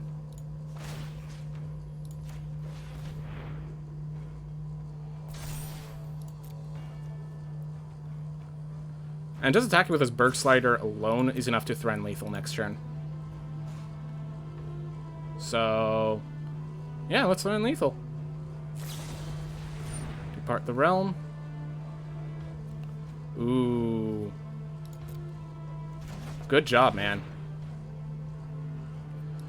So now he can block with a Dwarven Hammer. And this prevents me from actually getting my Bergstrider active. Yeah, he might have just won the game off of that one play. Well done, sir. Well done. And I cannot run ashore, so I think I have to Bergstrider tap down the Craven Hulk so that he can't equip the Dwarven Warhammer and wreck my face in. Or I could tap down the Fearless Pup so that I can kill whatever he equips the Warhammer to.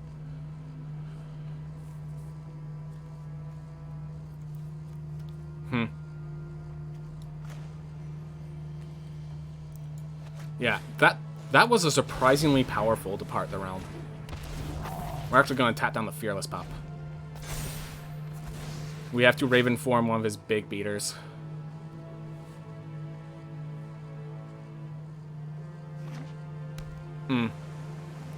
Yeah, that really hurt. That really affected our plays. Because just not getting that extra token was very impactful.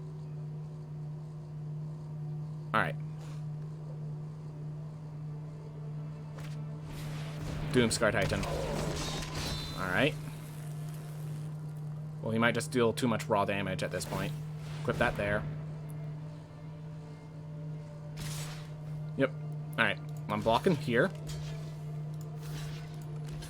I like double blocking here.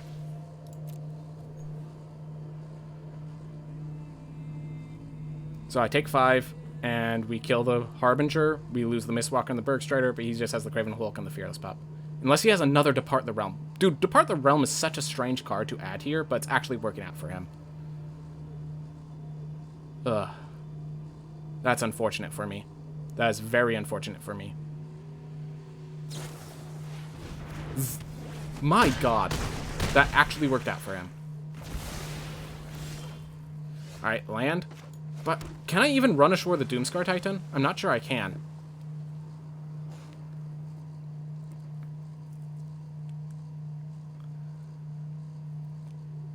I have to block. If I Raven form something, then I have to play Graven Lore, which I'm not sure I can do that and survive, because he has the Dwarven Hammer. I could exile the Dwarven Hammer, but then I'm just putting myself very far behind. Yeah, I don't know. He put me on the back end. Really well done, sir. Like, Mist of Lajara is a very bad card. Depart the Realm is a very bad card. But when you're a very high tempo deck, you find a way to make them work. And he found a way to make it work.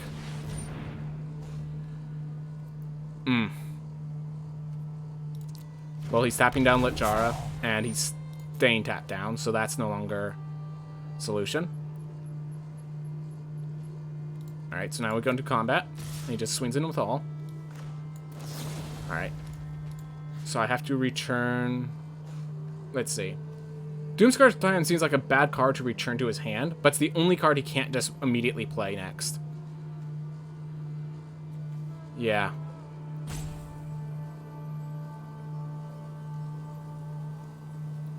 He has to foretell that, which means... Nah, I can't... Yeah. Really sucks. Yeah, I think we've lost this game at this point. I don't see how we come out. And that Graven Lore has shown that it's just too slow for our deck.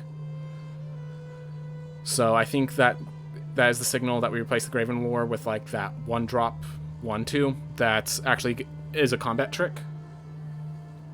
Because it's a combat trick, and it's a thing that I can equip the hammer to. So I think that's enough. I think that is enough.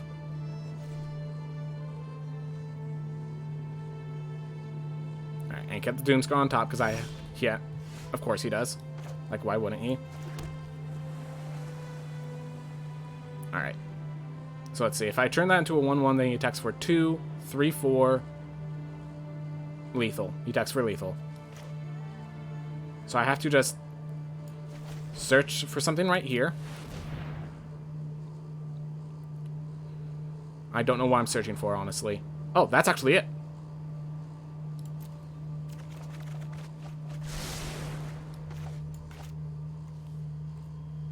Oh, I already played a land this turn.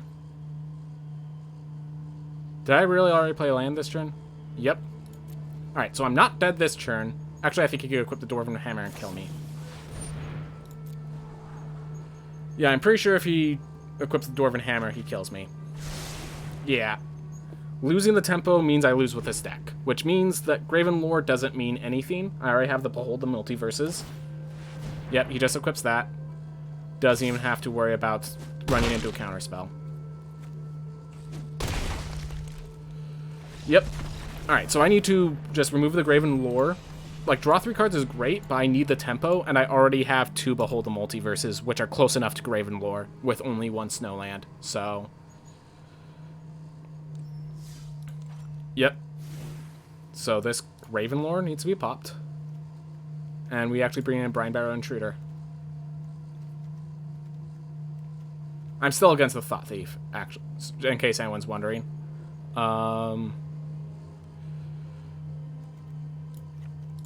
Yeah, 2 Runashores, an Undersea Invader. Then we have our early game. We have ways to stop their aggression as well as pull up some of our own. I like it. Let's see how that works. Might just be underrating that card. Let's figure out if that's correct. Yeah, the 6-mana 5/6, even though it has flash, it's so hard to play sometimes. The main thing is you're throwing Runashore, and Runashore is just a better card usually. So let's see how we do. Alright. Island, Glimpse, Mistwalker, and 2 more Glimpsing. Sounds good. And then I have a Disdainful Stroke for the late game. Yeah, we are playing late game right now. We'll figure it out. We'll figure it all out. Jaspar Sentinel. Okay, so he has reach.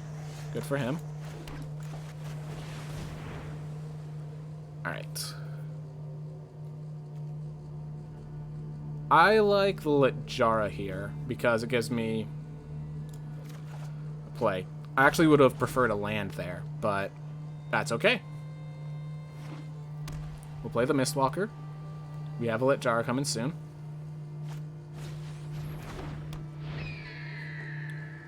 He's going to tap for even more tempo. Yeah, he is. To foretell a Sorrel's Packmate. I'm just calling it right now, that's a Sorrel's Packmate. That being said, I can't save the Disdainful Stroke for it. I think I just have to Mistwalker and hold up a block. I could Glimpse it if I don't draw a land. I continue. Yeah, I think that, not this turn, but the turn after is when I play Disdainful Stroke. Batter Shield Warrior. Okay, so he's an aggressive deck. That is good to know. That includes himself. Alright. Wow.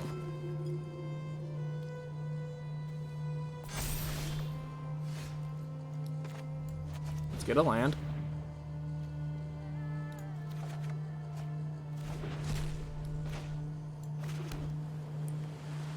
Oof.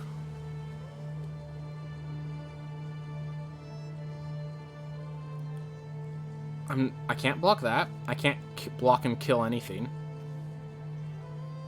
Do I even bother with the Disdainful Stroke? If I hold up the Disdainful Stroke, I need to play something that isn't Disdainfulable. Yeah, I think we just go for card advantage of this turn.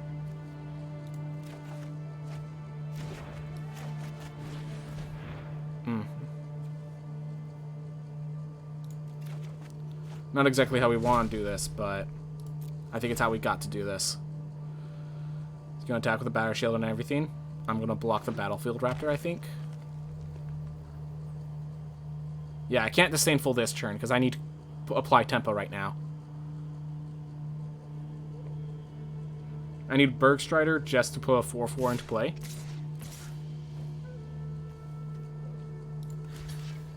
And we'll block the Battlefield Raptor, I guess.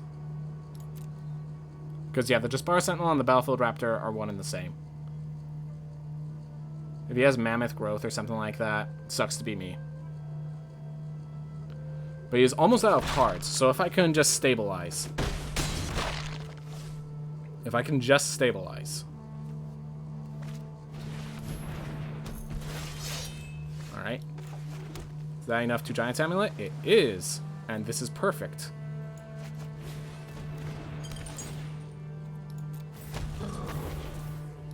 Alright. So to kill that, he has to both Axeguard Bracker untap and Battleshield Warrior pump.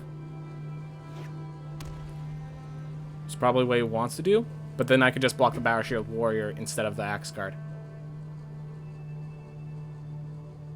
And then I'll just run ashore the Axeguard and maybe pop back the Jaspar Sentinel to his hand. Yeah, I think that's the play. But yeah, we've been playing these on the back end. We've been the defensive deck. And it's not been going as well as I hoped. Just that guy? Just Battleshield Warrior. What combat trick do you have, sir? Let's see. Kaya's Onslaught, Mammoth Growth. Let's see. If he has Kaya's Onslaught, he kills the 4/5. If he has Mammoth Growth, he cannot kill both? Do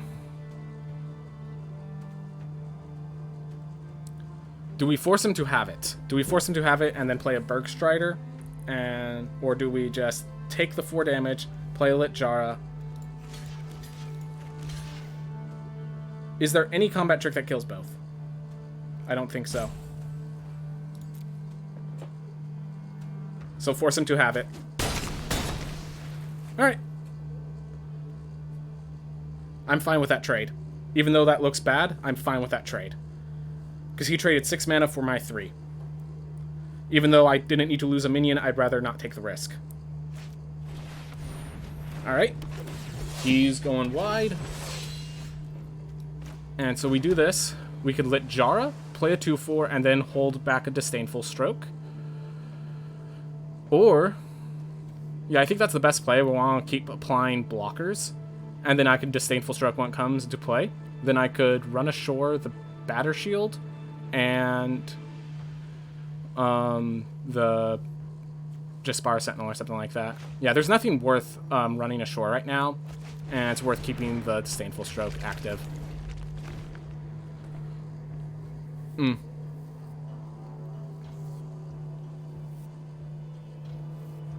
Yeah, we're definitely not in a good spot right now, but...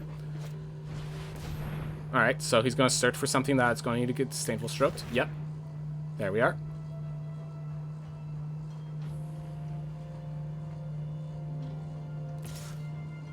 Alright, and we could attack with the Battlefield Raptor. That's exactly what we wanted to see.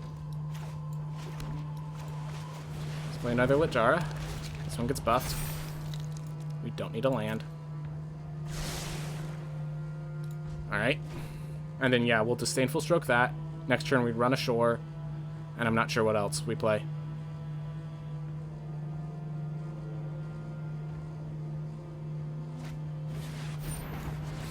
There we are. That one Disdainful Stroke always comes in handy in my decks, I find.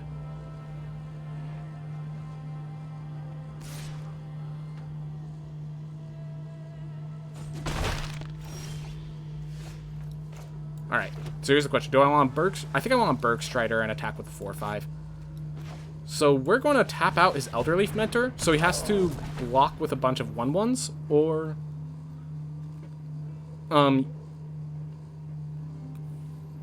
He's never going to block with a Battleship Warrior.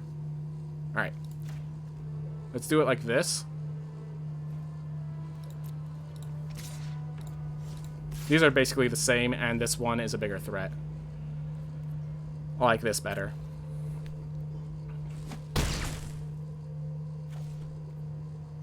Alright. Do I want to scare him, or do I just want to... I like this better. Have a kill for his Battleshield Warrior should he attack with it. So we have 3 kills should he try to swing in for lethal. But I need to play that run ashore soon. Alright. Allows the Battleshield Warrior to swing in. Possibly. Alright, so now we could bounce back the Battleshield Warrior and the Battlefield Raptor.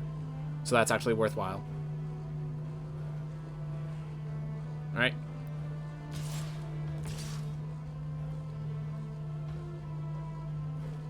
Alright, this guy's attacking.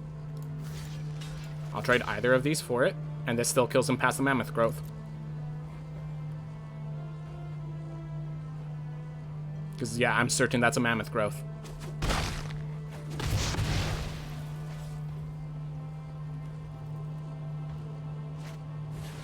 Oh, wow. Never mind. Alright. Well, that has to be bounced back to his library, and maybe that's returned to his hand. Alright. Well, I actually like attacking like this. Forcing some bad blocks, and if he multi-blocks, I can actually just bounce one of them back. That's it. Alright.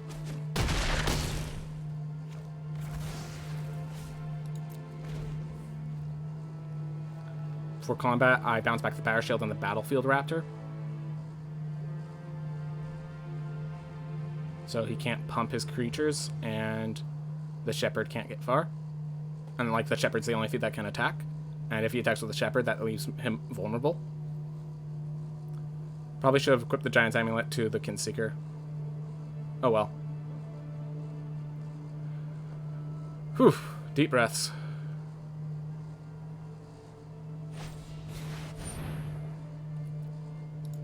The exact card I do not want to see. It's going to attack with everything, because why not? Alright. Alright. There's library. Return to his hand. He cannot use that. So we definitely put the Battlefield Raptor back in his hand.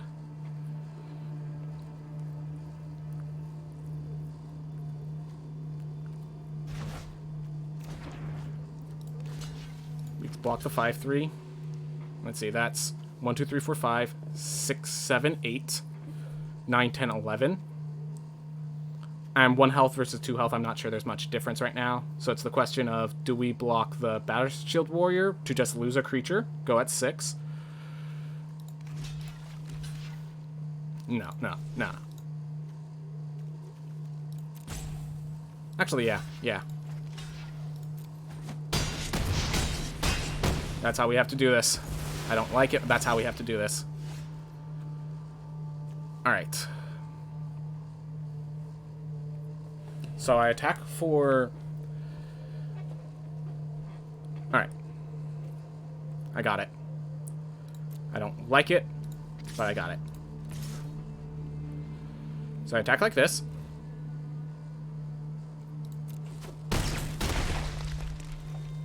I foretell this. Right, end the turn.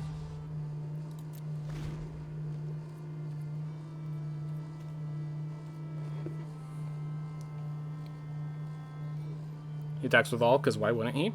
I return the Battleshield Warrior to his library.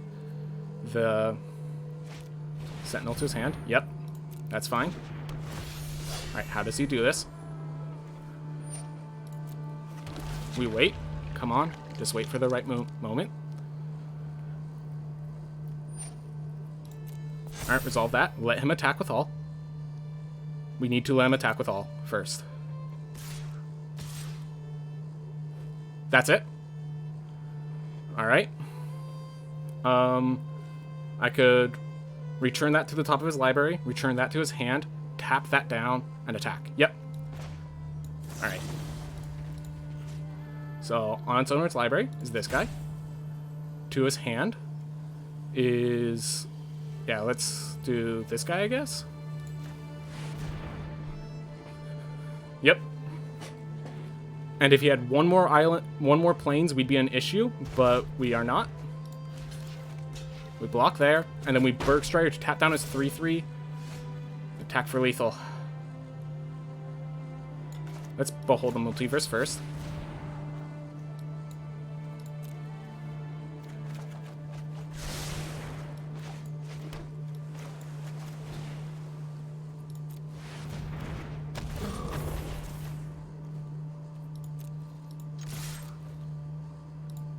Oh my gosh, that was close.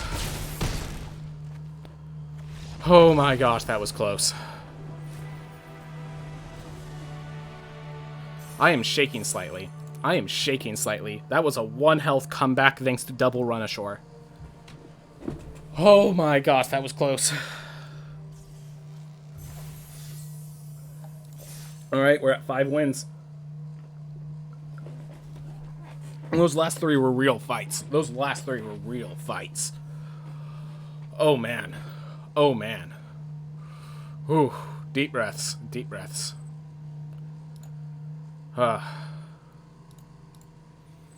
Okay. Next one. Back when we were at 4 wins that I thought this was going to be the first 7-0. And now we have this I'm IT'd for my life kind of thing. Magic, man. Magic. This is what magic is. This is why it's enjoyable. This is also why a lot of people can't handle it.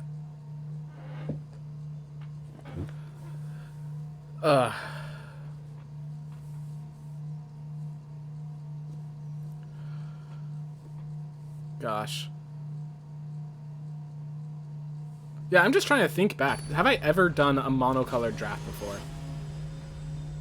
I don't think so. Yep. Alright. Gold Vein pick, Mistwalker. I have a Brine Barrow Intruder that I could play if I need to. Yeah, if he shows that he's aggressive, I'll just play it on turn 1. So if he plays like a Dusk Wielder, I'll play Brine Barrow.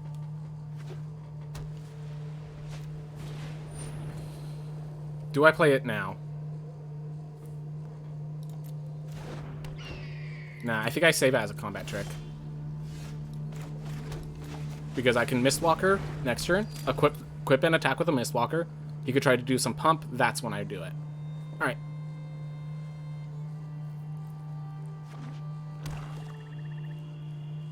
Because, yeah, Brine Barrow can actually act as a combat trick right now.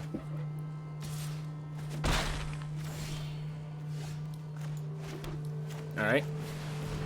Rune of Sustenance is really good, by the way. If you ever had a question about that.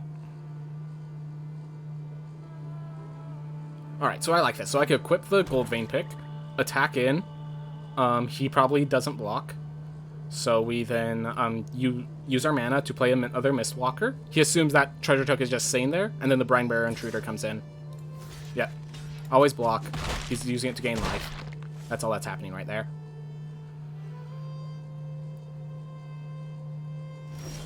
Alright.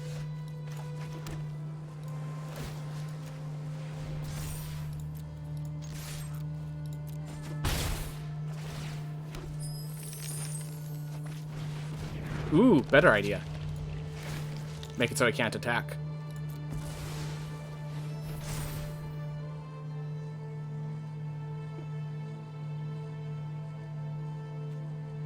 We have 4 lands, so I could attack him with the Mistwalker. If it gets through, I could Giant's Amulet. If it doesn't get through... Oh! That is a scary threat. That is a threat. Oh my gosh. We have to move. We have to move.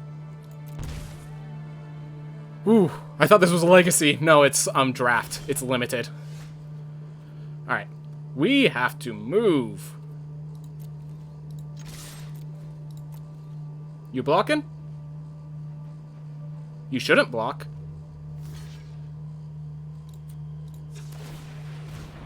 But you blocked anyways.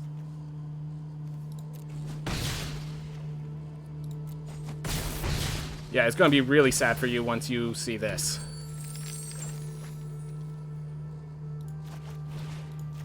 Thank goodness that's an artifact. Raven form. Whew. Hey Thorza, how's it going, man? Appreciate you coming. I'm just chilling. This is a mono blue draft deck. I tried to get the theme to work so that you could see the deck, but it's not working as intended. I just installed it. I don't know how to add my deck to it, sort of thing. So, fortunately, you cannot see the deck list right now, but it is a mono blue deck. So, pretty cool. And yeah, he can't block either of these effectively.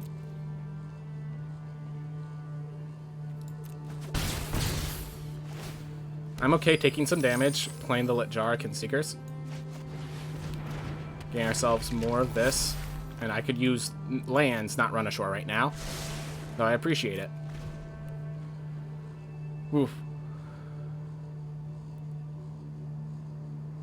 Yeah, gosh. Turgid's Lantern in Limited. Thank goodness for that Raven form. Raven form has just proven itself perfectly acceptable in this format. I meant that I thought this was Rogue Legacy, but I still don't know what you mean. I will still watch, do some magic myself, but I'm not that good. Nah, most people aren't. Most people aren't that good at this game. Trust me, I'm not the best myself. Alright. Just bring his Rune of Sustenance back, probably. Rune of Sustenance is a very good rune. Cannot deny that.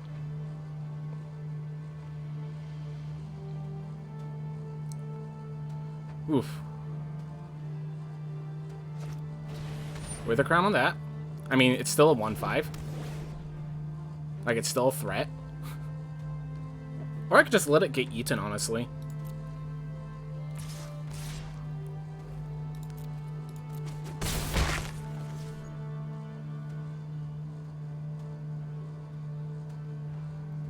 I thought he was going to play the Rune of Sustenance. But yeah, usually I do speedrun and then I draft late, and then I do this sort of stuff later. But right now I just want to do it now, basically. So, oof. Sacrifice this creature. I'm gonna decline for now. I think it's worth the health. All right. So I could Giant's Amulet, and then I can Rune of Flight the Giant's Amulet. I actually like that a lot.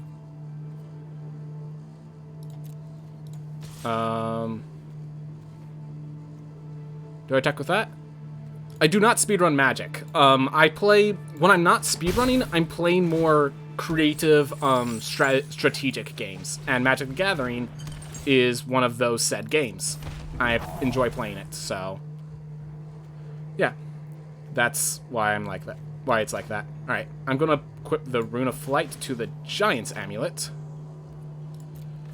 That will draw me some cards. And now I have a 4/5 flyer with hexproof. That is awesome. Yeah, no, you play Hearthstone more? Yeah, Hearthstone's a fun game. I wasn't,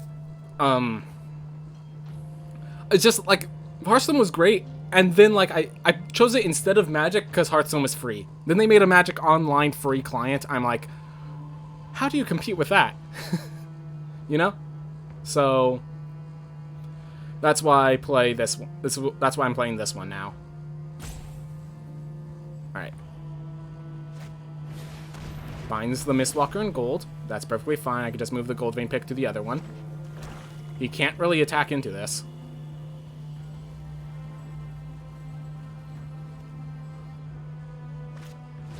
Axguard Braggart. That's fine. I have a 4/5 hexproof. He can't really get through that. I think I just let this die. Yep. That was the correct play.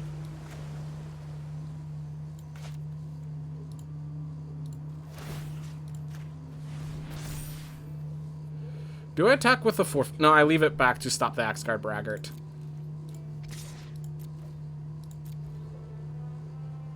Alright. I found you randomly, though, through YouTube. Oh yeah, YouTube! I still haven't changed the name. It's still my actual name instead of Patient Tadpole. I gotta fix that. Well. Until then. Oh, this is what I want. I want some card draw now. Thank you. Thank you. That's what I want. Alright.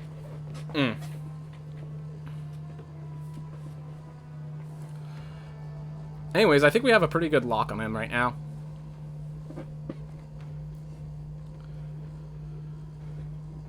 Oof. You even bounce back my Mistwalker sometime with my Run of Shores. That would be appreciated. Whew. By the way, how do you... Since you play Hearthstone more than this, how do you feel about the new Classic set? The new rotation where you get all the cards, but there's, like, limited cards again. Like, how has that felt for you? I'm not sure how long you've had a chance... If you've even had a chance to play with it yet, but... I'm curious, you know?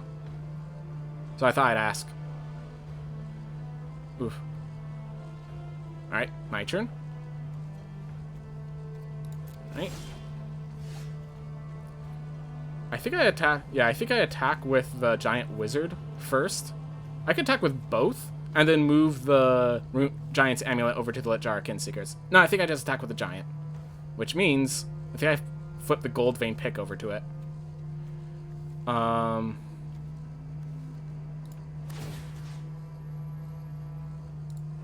cancel. Cancel. Nah. Actually, yes. Yes. Yes. I'm doubting myself. Trying to count my mana. Not sure how it pans out. Because he either has to trade or just get completely stomped by this guy. Alright, so he trades. Alright. Move the Giant's Amulet over here. Move the Gold Vein Pick over here. And we're going to foretell this. Played a bit of Hearthstone recently, but I don't mind it. I guess I didn't notice. Oh, it might just not happen yet, because they've been showing off all the new... Yeah, they're showing off the new cards now. They have not got the new set ready yet. That sounds more correct. Yeah. Alright. So he has one card. The life gain... So the life steals are really the things I'm worried about right now. Skull Raid. I'm okay losing the Intruder to prevent him from drawing an additional card. Alright. So there goes my combat trick. Oh well.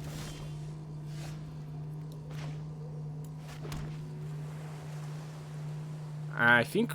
Yeah, we attack with... Now we switch off, so now we... Well, I'm going to behold the multiverse first, actually. So I'm at... Yeah, I have enough lands. We want to do that. 1, 2, 3, 4, 5, 6. Alright, so I can actually bounce the Blackguard to the top of his library and the Hellstorm Valkyrie to his hand, and that's going to wreck him. I used to waste my mana on spells all the time. Yeah. This game is tough. I'm not... Like... Definitely happens.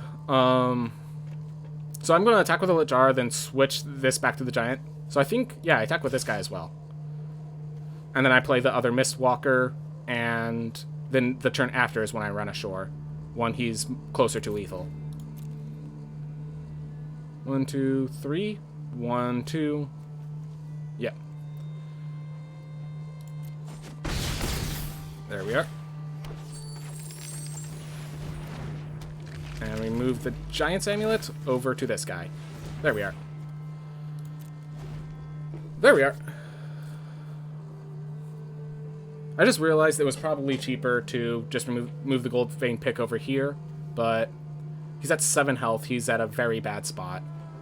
I wonder if with a Run Ashore I could kill him next turn. Yeah, with a Run Ashore, if he doesn't attack, I could kill him with a Run Ashore next turn. Might get this. Is it any good? Also, I got Divinity 2 recently. Is that any good? Divinity 2, so there are multiple Divinity 2s. I have Divinity 2 Original Sin. There are a lot of things you need to know going into that game, but it's amazing. I didn't know that bedrolls heal you up, so I just never use the bedrolls.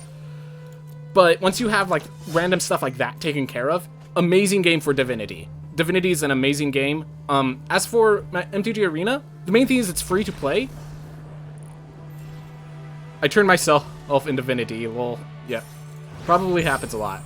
So first of all, just really quick as to the question of MTG Arena, I would say this. The store... So here's my theme with MTG Arena. The store is very well designed at stealing your money like the cardboard cocaine that Magic the Gathering is. Magic the Gathering is commonly referred to as cardboard cocaine because it's so addicting, so good, so fun. And because of, like, the store section, they have really good ways of enticing you to go to the store section every single day. Like, every once in a while, they'll have, like, a daily deal. It's 500 gold for 50 gold. So, obviously, just going into the store to find that every once in a while is a great way to just get free money, which is a system to try to force you to go to the store even when you're not usually spending money. Of course, and every time you do that, you have to pass by the daily deals, the extra, oh, you spend only $19.99 for this benefit. So in other words, if you're not careful, Magic the Gathering can drain you of all your money. If you have the willpower to make this free to play, I cannot recommend it highly enough.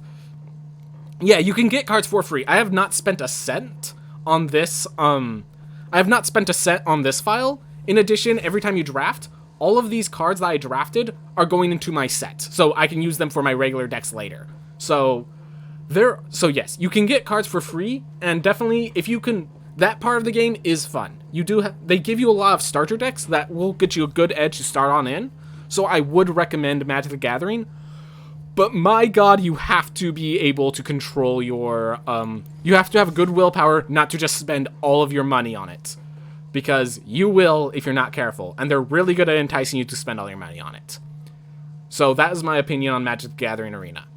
Because the whole reason we stopped playing and we played Hearthstone is because we were going broke on this. So now that it's a free-to-play model, I found a way to not go broke. I found a way to not spend all my money on it, and that's made this game super good because it's not super expensive. Used to play the Pokemon game a lot, same with Yu-Gi-Oh! I played Yu-Gi-Oh! Back when it first started, and I was too young to understand it, and then as the game broke into pieces, I did not have the money to play it anyway, so I just never invested. Got lucky there, I guess. Alright. Pokemon, my sister actually got right back into Pokemon. Apparently it's super fun still. Ooh, he mulliganed. By the way, we're at 6-2 right now, so this will be my final fight no matter what. No matter whether I win or lose, this will be my final round. Whew. Thank you. So he went down to 6. We have a glimpse. Alright. So Plains. Codespell Cleric. Wow, he's trying to go aggressive, but I don't think that really works for you, sir. I mean, maybe it does. Maybe that's why you did it. I'm going to just grab the land for a safety measure, because there are only 15 lands in this deck, so because I have multiple Glimpse of the Cosmos and Behold the Multiverses. So, just grabbing that land now. Oh, it's a snow-covered one. That's even better, because I only have one of those, and they are actually of serious value. Alright. Oh, you turned yourself into a cow in Divinity and left your head off. Yeah. Likely. So is this Divinity 2 Original Sin, or the actual Divinity 2? Because they're two different games, I've only played the latter. Alright. I think I just sit around. He's stuck on lands. If I can... Actually, no. I attack, and basically he can't get through anyways. So yeah, let's glimpse real fast. See if I can find something. I like that. Then we attack. He has nothing foretold, so he's not going to Iron Verdict this. There we are. Original Sin. So you do have Original Sin, yeah. So, when I played it, I like to play games blind, and that is not a game that's good for playing blind, because there's so many random things, like the fact that you can... Like, there's a lot of crafting system stuff that rewards you for experimenting with the system, and I just did not do that much. I think I'm going to Litjar Kinseekers now so he doesn't get a kill spell, and that will also allow me to... Nice, nice. This will also allow me to get a lot more pressure on board. Actually, no. I'm going to Giant's Amulet this turn. But let's attack first. Scare him. Yeah, if he's not playing anything, why do you play this Codespell Cleric, sir? Even if he somehow counters this Giant's Amulet, we have the Litjar Kinseekers behind it. Alright. Whew. But yeah, I'm playing through Divinity 2 Original Sin with my friends right now. I generally like playing tanks, and so they've allowed... Yeah, do Ruins of Cosmos now. I'm sorry, sir. I am sorry. I don't think this will end well for you. And I think I just attack with everything.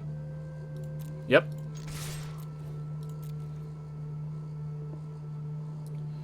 One, two, three, four, five, 6. He's going to 11. And it's better to just play the Litjar Kinseekers and foretell one of the Beholds. Alright. Where's the other chat members? Not here today. I don't know what's going on. But hey, look, they have lives. I'm not gonna be like, guys! Like, they have lives.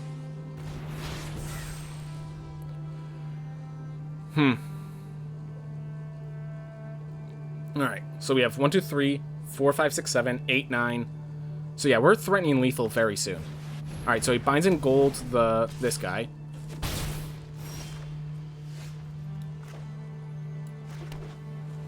So I'm gonna Behold the Multiverse to see, like, there's a specific card I'm looking for.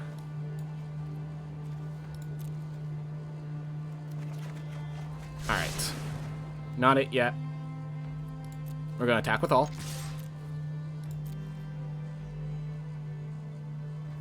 Alright. Yeah, I actually like doing this, playing another Mistwalker, so I have so many freaking untouchable threats. And I think I just save the Brine Barrow Intruder. I have enough pressure. It's 12 o'clock, I have school tomorrow, lol, so I'm gonna come off soon, so when is next stream? So I stream Mondays through Thursdays, as well as Saturdays. So the next stream will be Saturday, at 2 hours earlier than right now. Usually, I start streaming 2 hours ago, sort of thing, is what I'm trying to get at. Awesome. So you ready for this? So we're gonna Brine Barrow Intruder. So we're gonna turn that into a 0-2 and double block. So now that thing's not a threat anymore. Might actually be a bad idea in case he has a combat trick. But I don't know what combat trick could deal 4 damage to Mistwalker. So at 9. Yep. So yeah, that will be... Alright. So he managed to not get his character killed, but he just used Winds of the Cosmos now, instead of using it as a blocking method. Alright. Let's Glimpse of the Cosmos.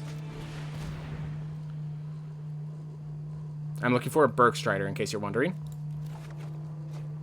1, 2, 3, 4, 5, so I still have enough. Actually, 1, 2, 3, 4.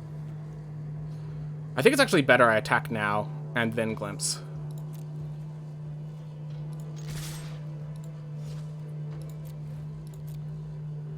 Yep, because if he lets those Mistwalkers through, the Mistwalkers will pump up and kill him.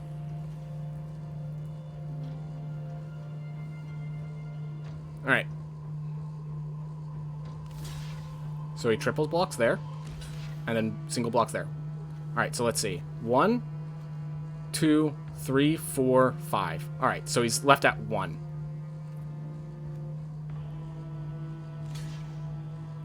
Alright.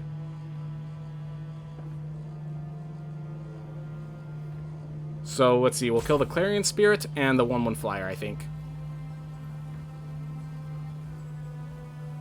He's mapping alright now. I have Baldur's Gate 3, so I played WoW blind and then did 2 missions and got confused. Yeah. That's the thing, like, those games, like, their tutorials are not very effective. They have so much in them, I'm not sure how you would build an effective tutorial, but I feel like there's definitely more tutorialization that's necessary sometimes. Like, the fact that you could go your entire playthrough without knowing that the sleeping bag can auto-heal you, like, I don't think that's okay. Alright. Alright, so let's use that once. I like that. Use it once. We bring him to 3. Any Mistwalker that gets through is lethal. And I can Lit Jarkan Seekers. Alright. I can't change my rotation. Alright. So he saves them all with a Clarion Spirit. That's okay. He had so many of those wings, by the way. So I think just constantly applying pressure is a great way to make sure he never gets where he needs to. Raven Form doesn't actually remove the threats, because I need to get in the air. Alright, so he needs to play another flyer, but with all those wings, I think he has one. Alright.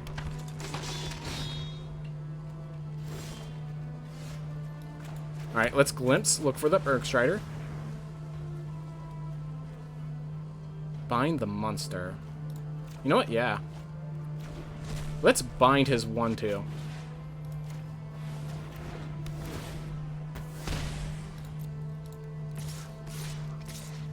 Ah.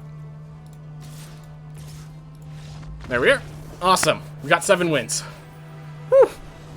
Had to do a little trick, get that little 1/2 in there, kick out some of the late game. The Graven lore was not enough. Who would have thought? In this deck, the way that I needed to build it so I could go 7 wins was to remove the 1 rare. Like, let me see. Is there any rares in this deck? Common, common, common, common, common, common, common, common, uncommon, hey! Uncommon, common, uncommon, common, common. Yes, I was removing the Graven lore that improved this deck. There are 3 Glimpses of the Cosmoses. Absurd how they let so many Glimpses of the Cosmoses go through. A Rune of Flight and a Giant's Amulet, and everything else in this deck was common. But because it was just a solid deck, it just had something it was doing, and it did it well, this deck went 7 wins. Oh, I am proud of this. I am proud of this. Alright, let's get our packs and our money. And our gems. Alright. I'm going to pop open the packs, and then I'm just going to talk for a while. I don't think I have enough drafting. The big problem with drafting and playing this game like that is it takes so much of your focus. It takes so much of your focus. So, unfortunately... Ooh, a mythic rare. Alright. Destiny 2 is pretty cool. Glad to see you're having fun with it. Oh my gosh, I got a mythic rare with it! I have Magicka, and that game is stupid. There is literally a spell that kills you. I've played a little bit of Magicka. So Magicka I actually like, because it's kind of a story of becoming a magician and having that weird combination of spells. Like, the idea is that your spells are meant to be a complicated list of commands, specifically so that you can mess up and kill yourself. Like, if there was... What's it? There's a game that was made by the same... I think it was the first game by Celador Games called, like, Don't Poop Your Pants. And the whole thing is... There's just a command where you can poop your pants, and you have to make sure to navigate around it, because that's stuck in the back of your mind, it's actually a threat. And I think it's actually a game design. The fact that you have a spell that kills you is part of the game design, because the whole point of Magicka is you're a spellcaster that has to really consider everything. You can't just go guns a-blazing. You're not a sorcerer. You don't just chuck fireballs everywhere. You actually have to consider and be careful about what spells you cast. And that whole spell that kills you, the whole point of it is it punishes you for not being careful. So the fact that that spell exists is actually important to the design of that game. So I actually think that's really cool. But yeah, nah, I kind of it's kind of cool that you were talking about just random games that everyone I had something to talk about, kind of. At least to a little bit. I definitely could go off a bit more with Pokemon. I think I'd have to get my sister in to talk more about that. I'd have to talk to her first, but not really worried. Yu-Gi-Oh! I've watched some things recently about it, but I'd just be talking from trying to talk the story of an ignorant person. But still.